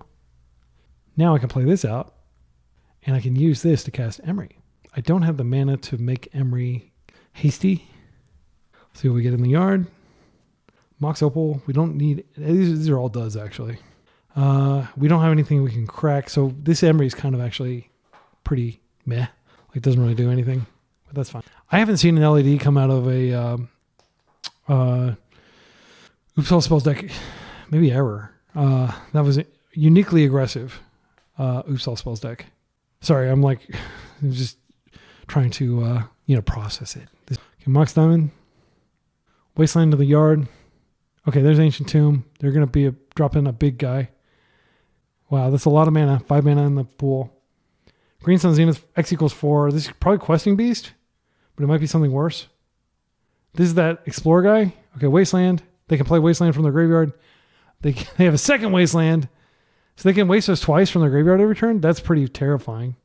Luckily, we do have a whole bunch of basic islands in my deck because I plan for these kinds of situations. Okay, Metallic Rebuke does stuff. So we actually don't have...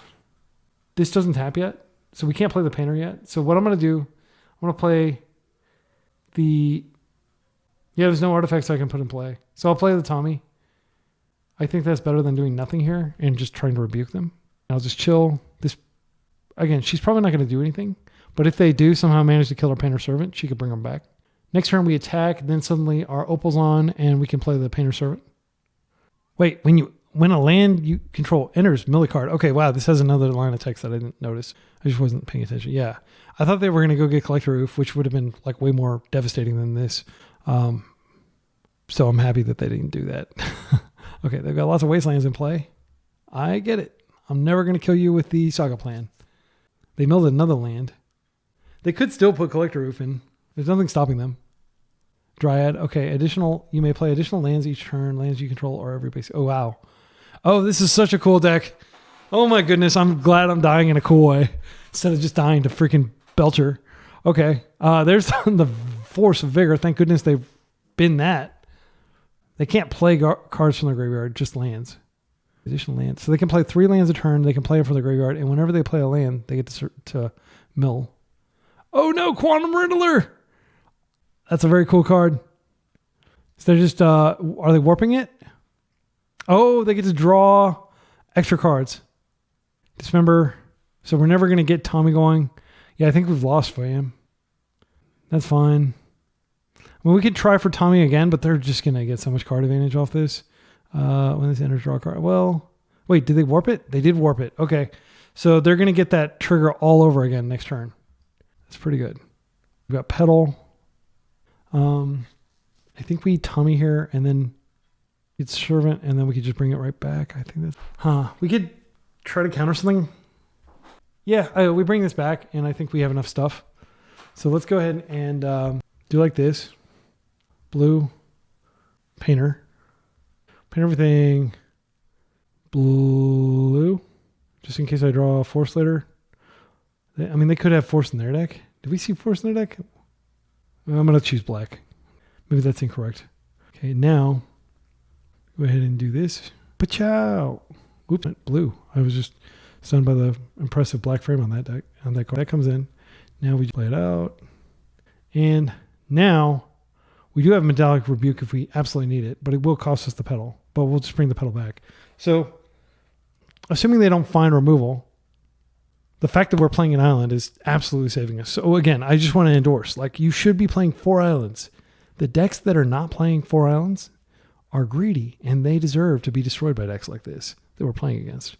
But our deck, because it's playing so many basics, has a much higher likelihood of drawing them and thus surviving even this multi-wasteland onslaught. If they find Vakalt, that would be bad. They have so much mana that I don't even think that Metallic Rebuke is likely to stop them. Yeah, they have so much mana that we can't stop them. Is this a Green Sun for death? That is a heck of a card to find, and I cannot stop it. They're really going hard on this Ice Tail thing. Once they find Vakalt, we'll die very quickly. So these are seeing each other's triggers. There's a Dismember in the yard. Happy they didn't draw that. Okay, they can do the Warp Dude now. I will counter that just because it fills up their hand. And it's a 4/6 flyer. Come on, do the Warp Dude. Give me something I can do so I don't feel completely helpless here. Okay, more triggers. There's Vakalt. They can play that from the graveyard and we just die, I believe. That's the 3rd card for turn. It can hit anything, I believe. We could bring this back next turn. We're not going to win. Yeah, that's a cool way to die. Okay. Let's go to the final game of the set. Again, I don't feel like Tormod's Crypt is right here. They're not playing Loam. Yeah, I think I didn't see any activated abilities. I just saw a bunch of really powerful static abilities. I think we just run it back. And I think these hands I've been keeping have not been super. This is the combo. This has to be keep. If anything's a keep, it's the combo. Let's keep. They mill. And I need to get the Urza Saga ticking. There is a very serious risk that they have a Wasteland here.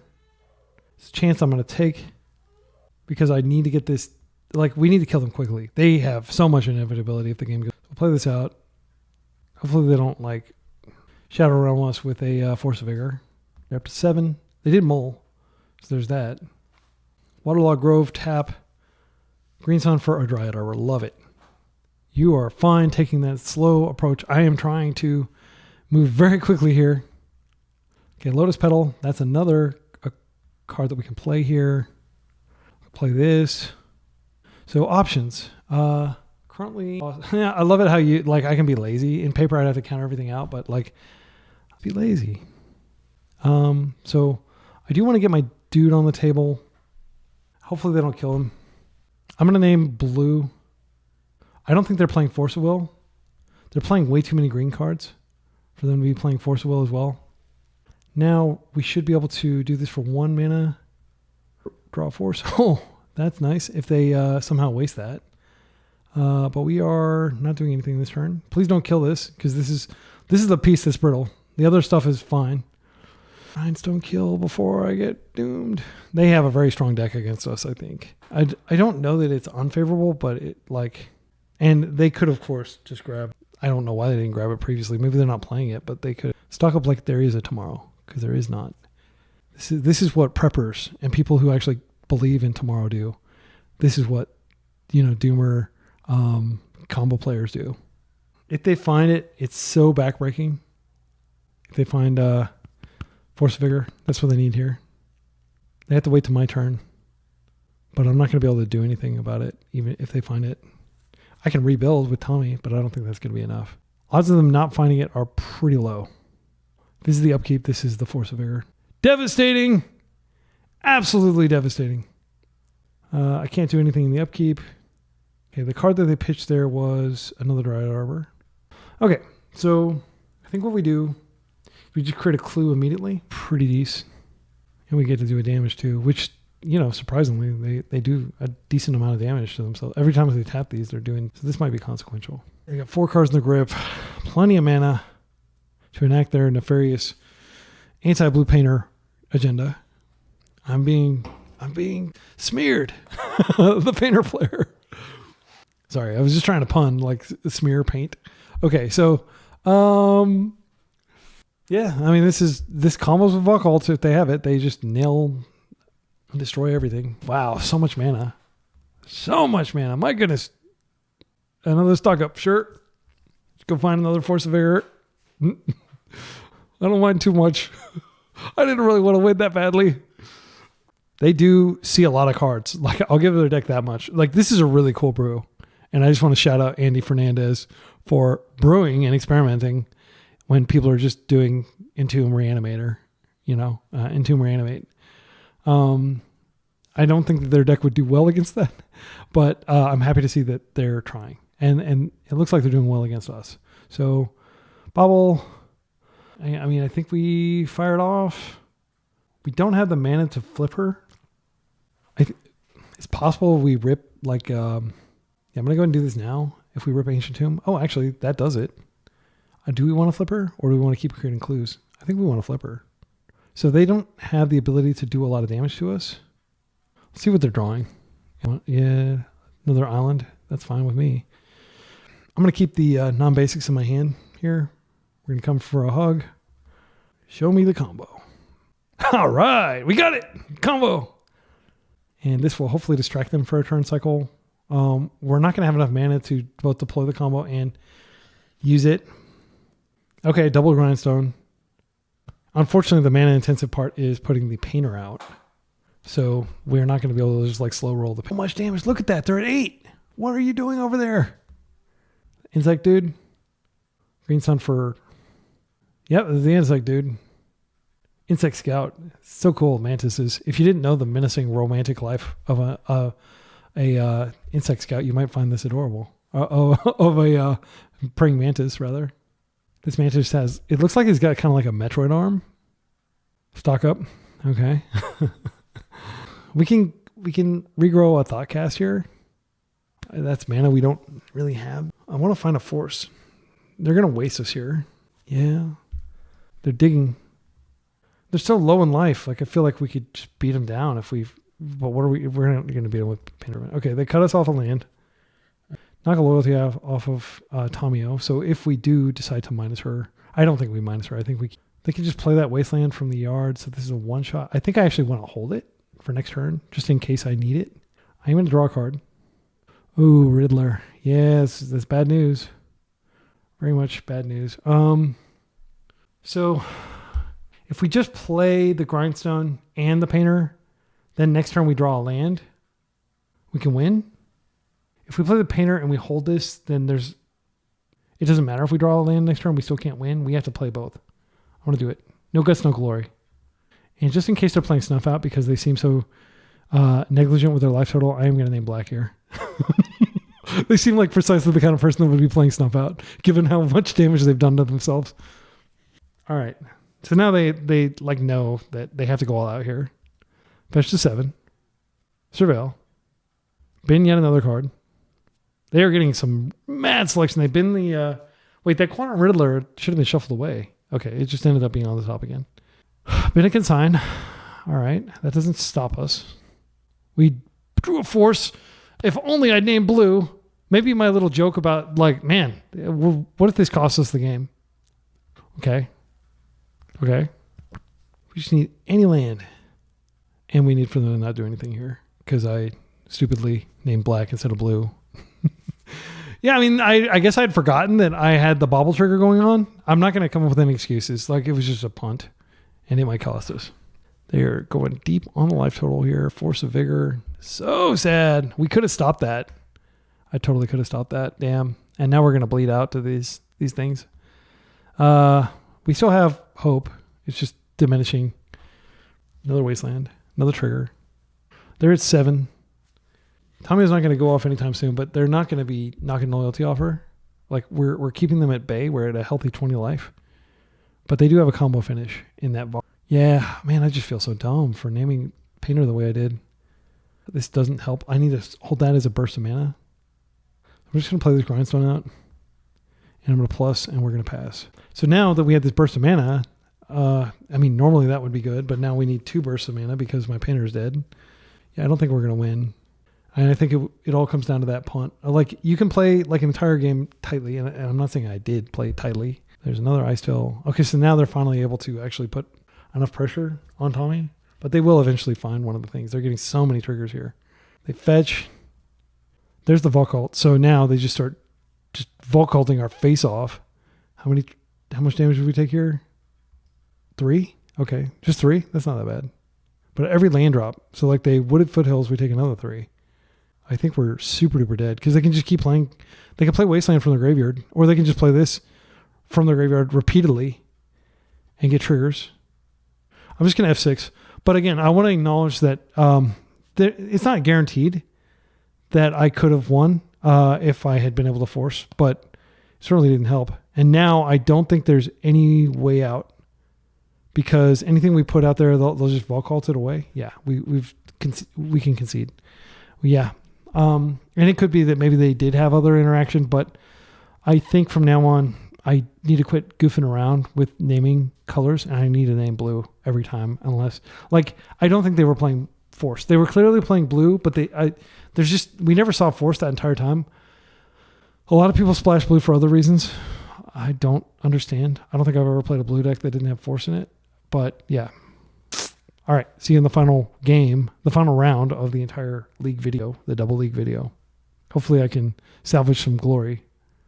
Final round, we are 2-2 in this particular league after 4-1ing the previous league. And we are up against likely Karnforge or Delver. They play both. Let's take a look at this hand. They have begun with 7 cards in their hand, which absolutely could mean Delver. We have the freaking combo in our hand, but there is a very real risk that these baubles just don't get us a land. I do think we ship this.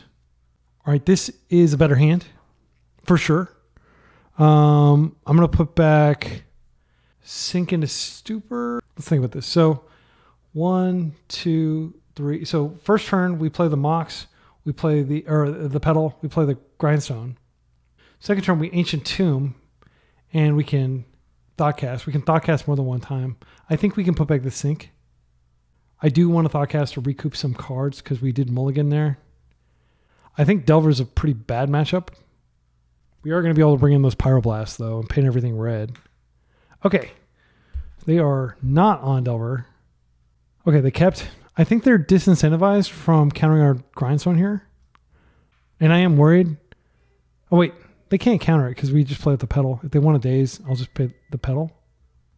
So now they got to be on full alert here. But what is really going on is we are just trying to get Thoughtcast lined up. So they could Entomb Reanimate and none of this matters.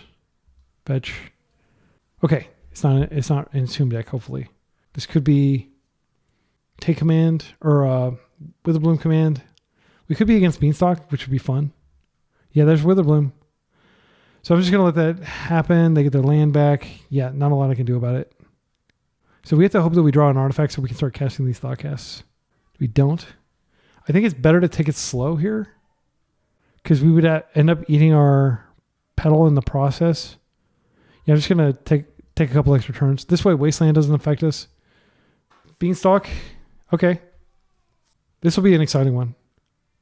Fetch. They should have their Surveillant in hand. Okay, if they're not doing that. Ooh, we got this hand ain't big enough for the two of us deck. Okay, that's cool. All right. I saw James Kizal play this, and he complained that it didn't really feel like a control deck. It just felt like a really big mana crazy deck. Wow. Okay, so I am going to cast the Thoughtcast. I'm going to pay 4 mana for it. I don't want to crack this Petal. It's just going to make future Thoughtcasts even more expensive if we do that. I don't have time to wait around. If they want a Daze, it's really sad for me, but I will pay for it. Okay. Emery's something that does something. They don't currently have any pressure. We did get good stuff. Wait, how do we get that stuff in our graveyard? Oh, yeah. I'm trying to think of how we get the Mox Opal in our graveyard, though. Okay. Oh, Witherbloom. They milled us. I didn't know that they milled us. That makes sense. They wanted to get information about our deck. I was like so confused. How did I get all this good stuff in my graveyard? Well, they're going to regret milling us when we Emery, but I don't think it's going to matter if they got double Beanstalk on. They have started to execute their game plan. And we are just going to see here. Oh, 3 of them. Okay. I don't know how we're going to get through this bulletproof wall that our opponent has put up. I take 3 from this prowess otter. Okay. So options. I think Thoughtcast into Tommy is totally fine. Or Tommy into Thoughtcast rather. I do want to put out Emery, but she doesn't do anything immediately. Tommy flip. Maybe they force that. I don't know. I mean, the option, like one option is just to drop a Tommy and an Emery. I think that's better. They'll probably just ignore her. Okay, that's good. They might counter this Emery, which is fine because I've got another one. Oh no, it costs 2. Yeah, I'm just going to shame tap that. And then I've got the other one if they want to force this. They are forcing it. Okay, great. That works out great. So they get a bunch of cards, unfortunately. If they have days in there, that's really good for them because they're just going to daze my next one. And I will be forced to choose. But I have the extra floating mana to play the other one. Okay. How about this one? Does this work? Yeah. I don't think we're going to win one. Let's just go to the next game. Okay. So, yeah, they were going to have 7 cards after forcing 2 of our cards. Our draws did not line up there. So this is a Hullbreacher matchup if I've ever seen one. Hitting their graveyard can matter because they do have Murktides. It's pretty meh. But if we do get a situation where they've got a big tasty graveyard, it may make sense to grab this. So I don't really want to take that out. They probably have Bowmasters, so I'm tempted to take these Baubles out. I think that's probably fine. Just light substitutions. I don't think there's anything worth needling here. I don't think Dismember is necessary here. It doesn't stop Murktide anyway. Yeah. And if they get Baragoi, we'll just hope to outrace it. One cool thing about our deck, again, is Urza Saga does not use the stack and it cannot be interacted with force. Okay, so this is a mulligan. Unfortunately, no mana sources. Okay, this is not the greatest hand, but it's fine. So I'm going to put back one of these rebukes. Done. So I'm going to go ahead and play. I really hope they don't waste me. That would be really annoying because I'm going to get Tommy out and then I will just play her. And I am going to go ahead and play the Opal, but it'll really suck if they have Force of Vigor, which they probably play enough green to support. But I'm going to play it now. So next turn we have Thoughtcast, which will flip our Tommy, assuming they don't have a force for it. Okay, great. This is precisely the kind of slow start we needed them to have. A Hullbreacher. Oh my goodness. Do we want to just Hullbreacher them? Well, we certainly do want to. I wouldn't be surprised if they forced this Thoughtcast. Like I sure as heck would. So 1, 2, 3. We have to pay a little bit extra here. Yeah, I'm going to outsheet myself. Thoughtcast. Unfortunately, we do have Metallic Rebuke up. Okay, wow. And it gets through. That's great. Let's play this out. I think we go ahead and fire this off before they can Bowmaster our faces. But if I don't, then we have Rebuke up. I think we keep Rebuke up. Yeah, we're going to have to burn off this mana, but we do keep Rebuke up for next turn. Just in case, yeah. I think that's the responsible thing to do. Yeah, this is working out great. We have backup Tommy if they remove this one with a prismatic... Witherbloom is something that's on my radar. So we're going to have to rebuke the Witherbloom here. If that's what they do. I'll rebuke pretty much anything they do here. They have Bowmaster. Okay, they're being patient. All right, there's another artifact. I'm just going to plus here. I am going to play this bubble out. I guess I could play out Tommy. That does turn on days for Hullbreacher. What do we do here? Yeah, I want to be able to rebuke and Hullbreacher in the same turn cycle. And I can currently do that around days completely. Yeah, because it's a days proof Hullbreacher with rebuke up as well. Yeah, I think this is 100% what we want to do. And they may be just holding the Witherbloom thinking like, okay, I'll wait till I get a little more mana. They thought about the Bowmaster. They did do the Bowmaster. So I am going to just rebuke this. Yeah, I want to preserve the mystery on... so now they're going to need yet another card if they want to be able to get through my Tomio here. But Witherbloom will still do it, unfortunately. But I feel, again, the devil right?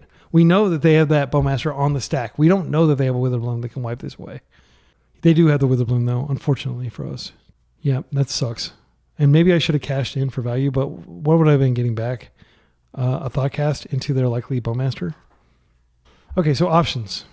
We could just chill. I am going to draw a card here in the end step.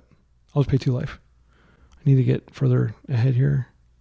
Okay, seat is fine. Come on, give me some good stuff. All right, Painter is great. So I think what we do here, get Painter.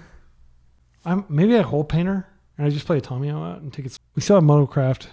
We still have HULLBREACHER if they try to, like if they do put some sort of cantrip on the stack, you better believe I'm going to try it. I don't think it'll work, but I'll try it. They're on Tommy. Ponder. I'm going to do it. Do you have a Fatal Push? I would very much like that treasure. You can still surveil. All right, we got it. We stuffed a draw. Their Tomio effectively does nothing until this dies. We can attack. They could Bowmaster. If we attack, so maybe we don't want a Bowmaster. See if they Bowmaster, they can kill it and really screw us. I think I just want to attack with the Tommy, just out of respect for Bowmaster. So now, am I tempted? Okay, how do they? They didn't shuffle, so they know they've got good stuff.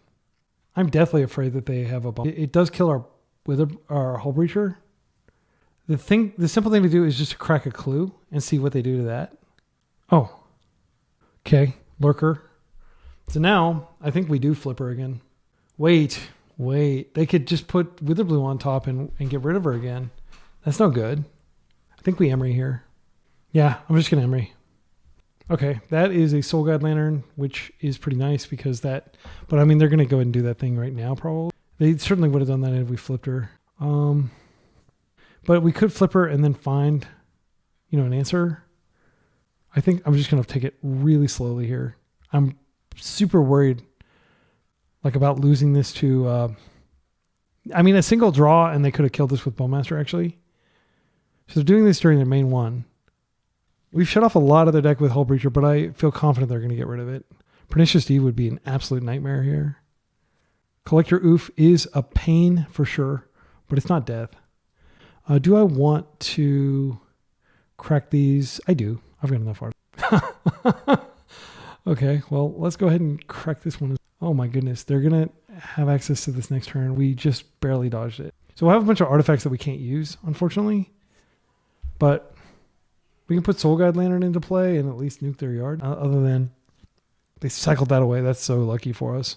Underground Sea coming in. Fatal Push. What is it? Boseiju. Well, that's fine because we've got islands. It's actually probably not that big. Okay. So we do have Thoughtcast, which can draw. It's fine. They've got a clue they can't use. So we did put Dismember in our deck for this exact occasion. Okay, so this is going to flip, unfortunately. She flips. We go ahead and plus her. So we didn't get the clue. It doesn't really matter that much. I think if we attack, there's like a very low likelihood they block here. What do we want to do?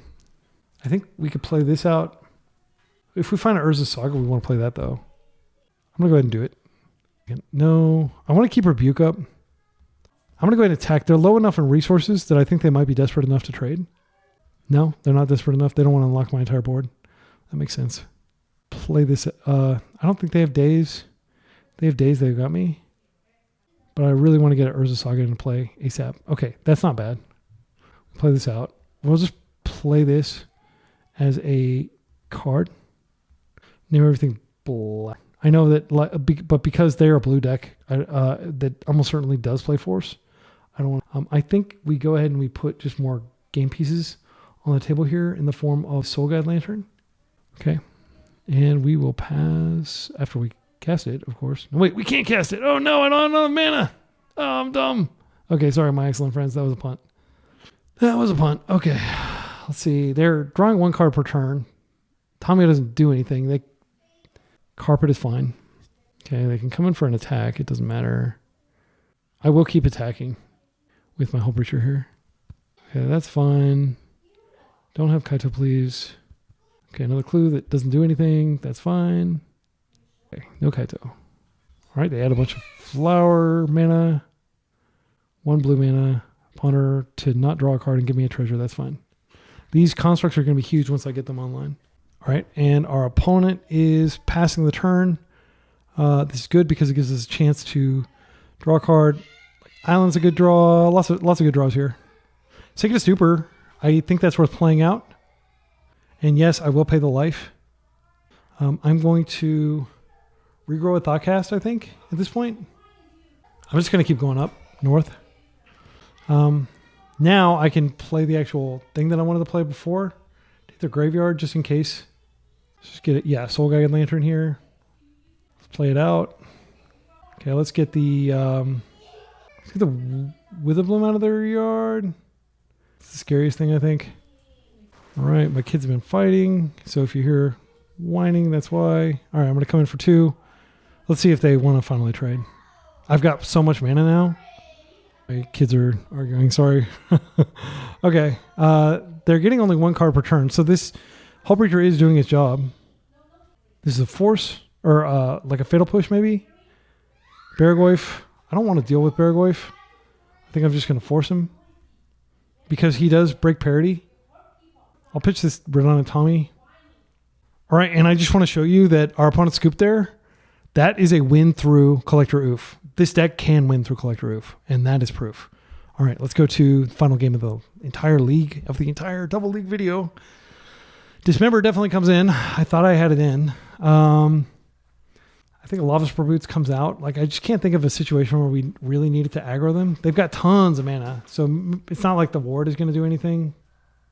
In terms of other cards we cut, I mean, Soul God Lantern is very marginal. I feel like we could cut it. Yeah. All right. What else could we cut? Let's think about this. All right, so final sideboard decisions. We could certainly cut a Bauble, but that does take our artifact count dangerously low.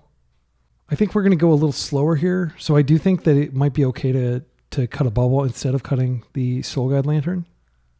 Soul God Lantern, yeah, I didn't see anything that mattered other than Barragoyf.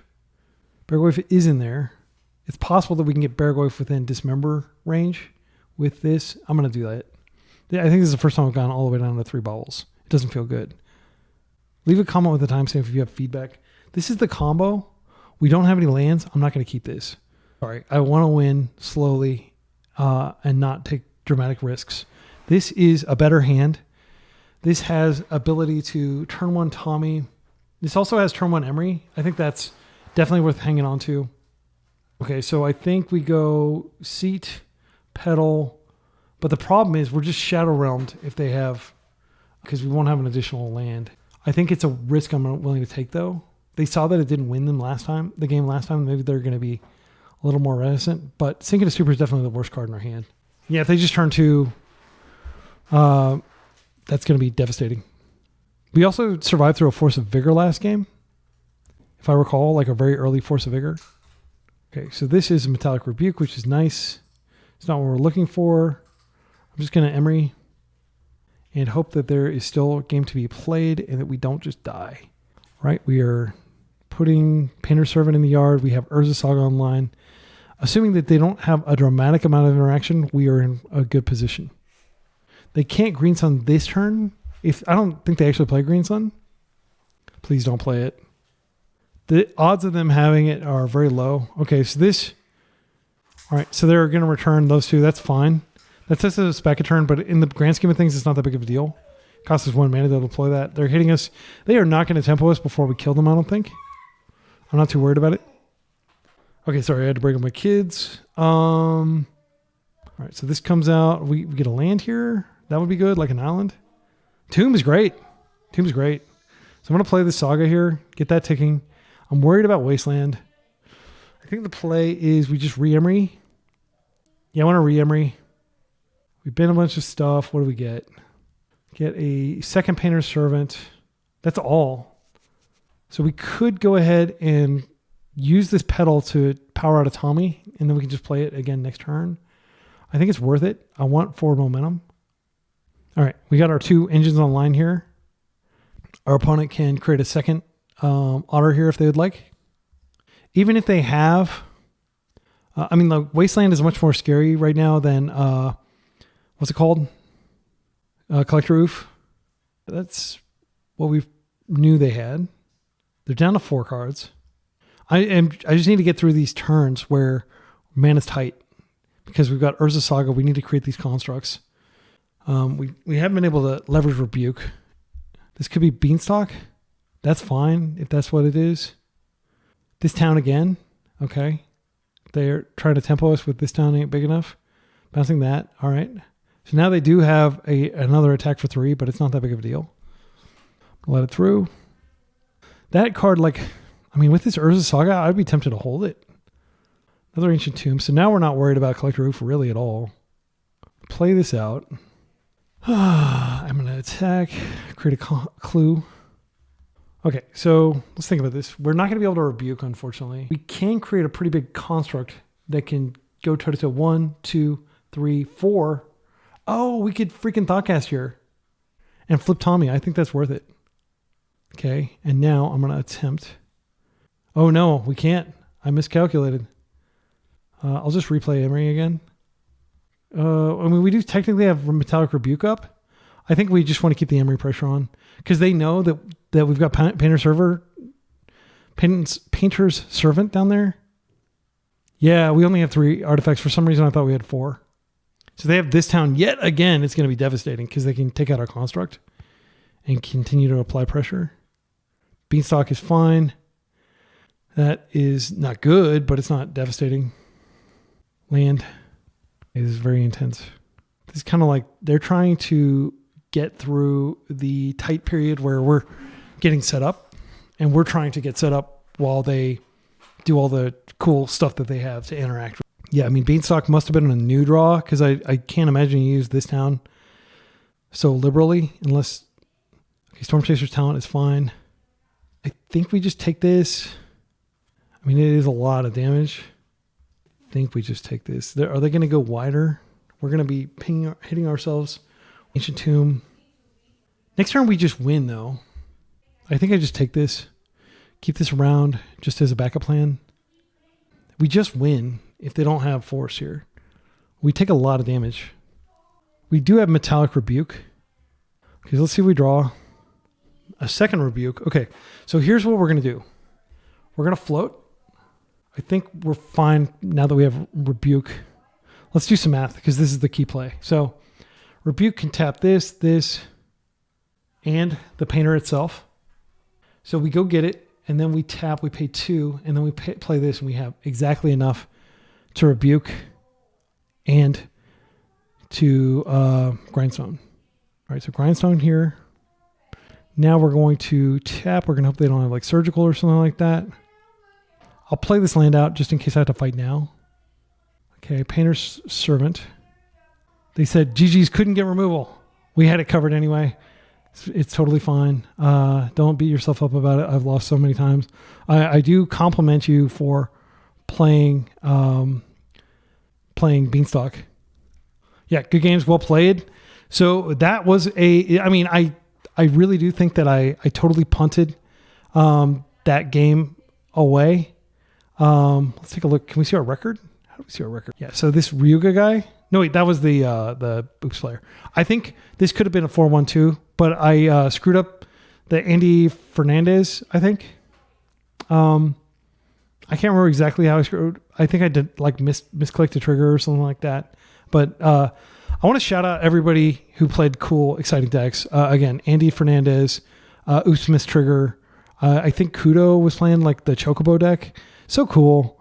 It's just so cool. Like, I love the variety.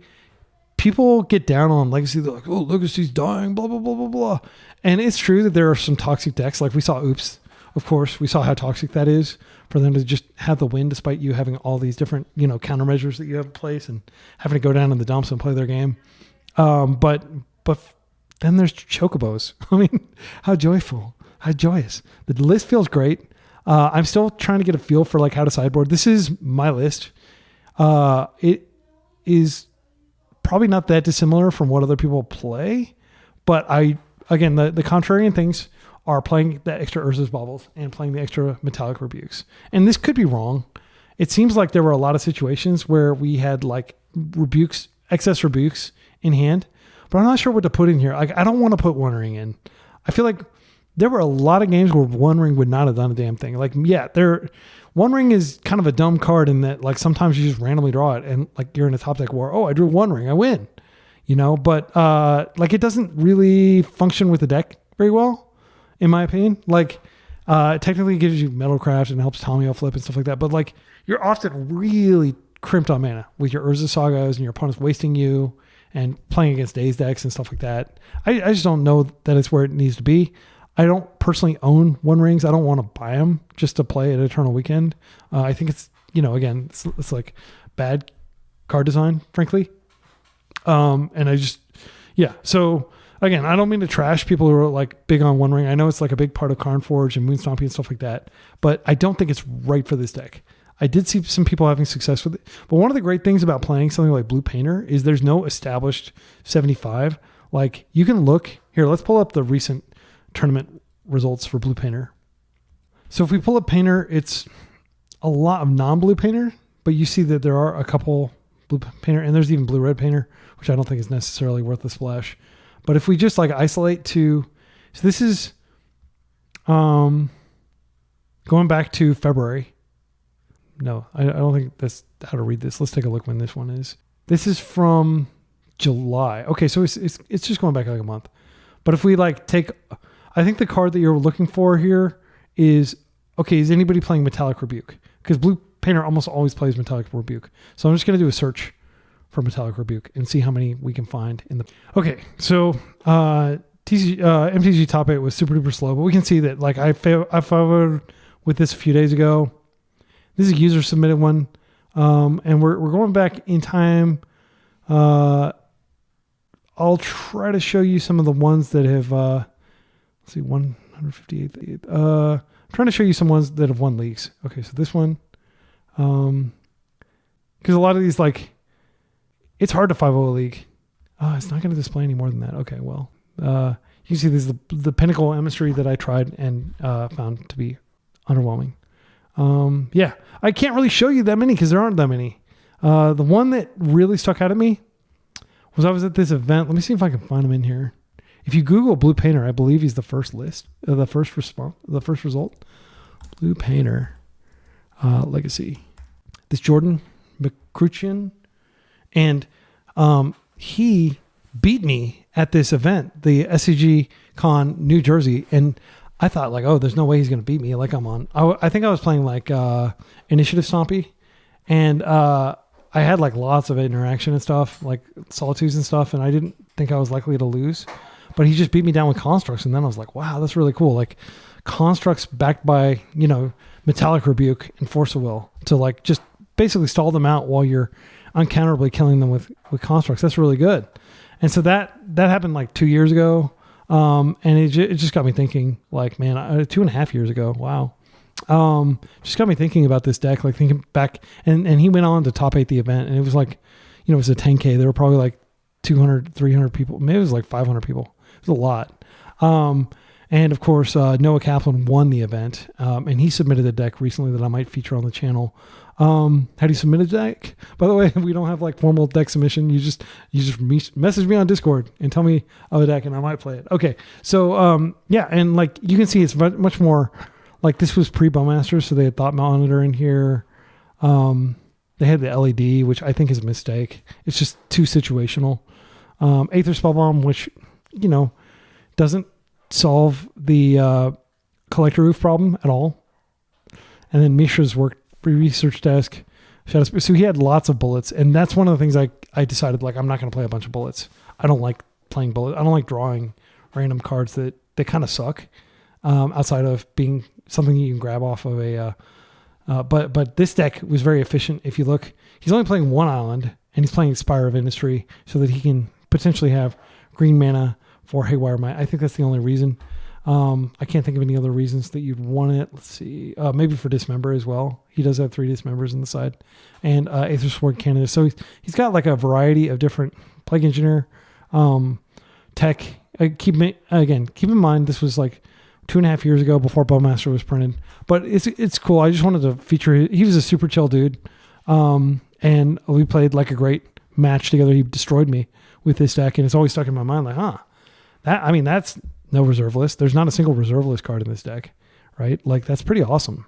And you can build this for like $2,000, which is cheap by legacy standards, and it'll stay cheap because it doesn't have any reserve list cards in them. The cards should only, in theory, get cheaper as they eventually reprint Mox Opal and eventually print some more Urza Sagas and stuff like that. But this has been a very long video. If you've actually made it to the end, if you could do me a huge favor and just leave a comment that says like, I made it to the end. or something like that, just so like I could see that people are actually watching this long. I could totally understand, like your lunch break's well over, you're well into the evening, you got to work in the morning, you're like, wow, I'm still watching. Be excellent. First of all, consider watching me on double speed.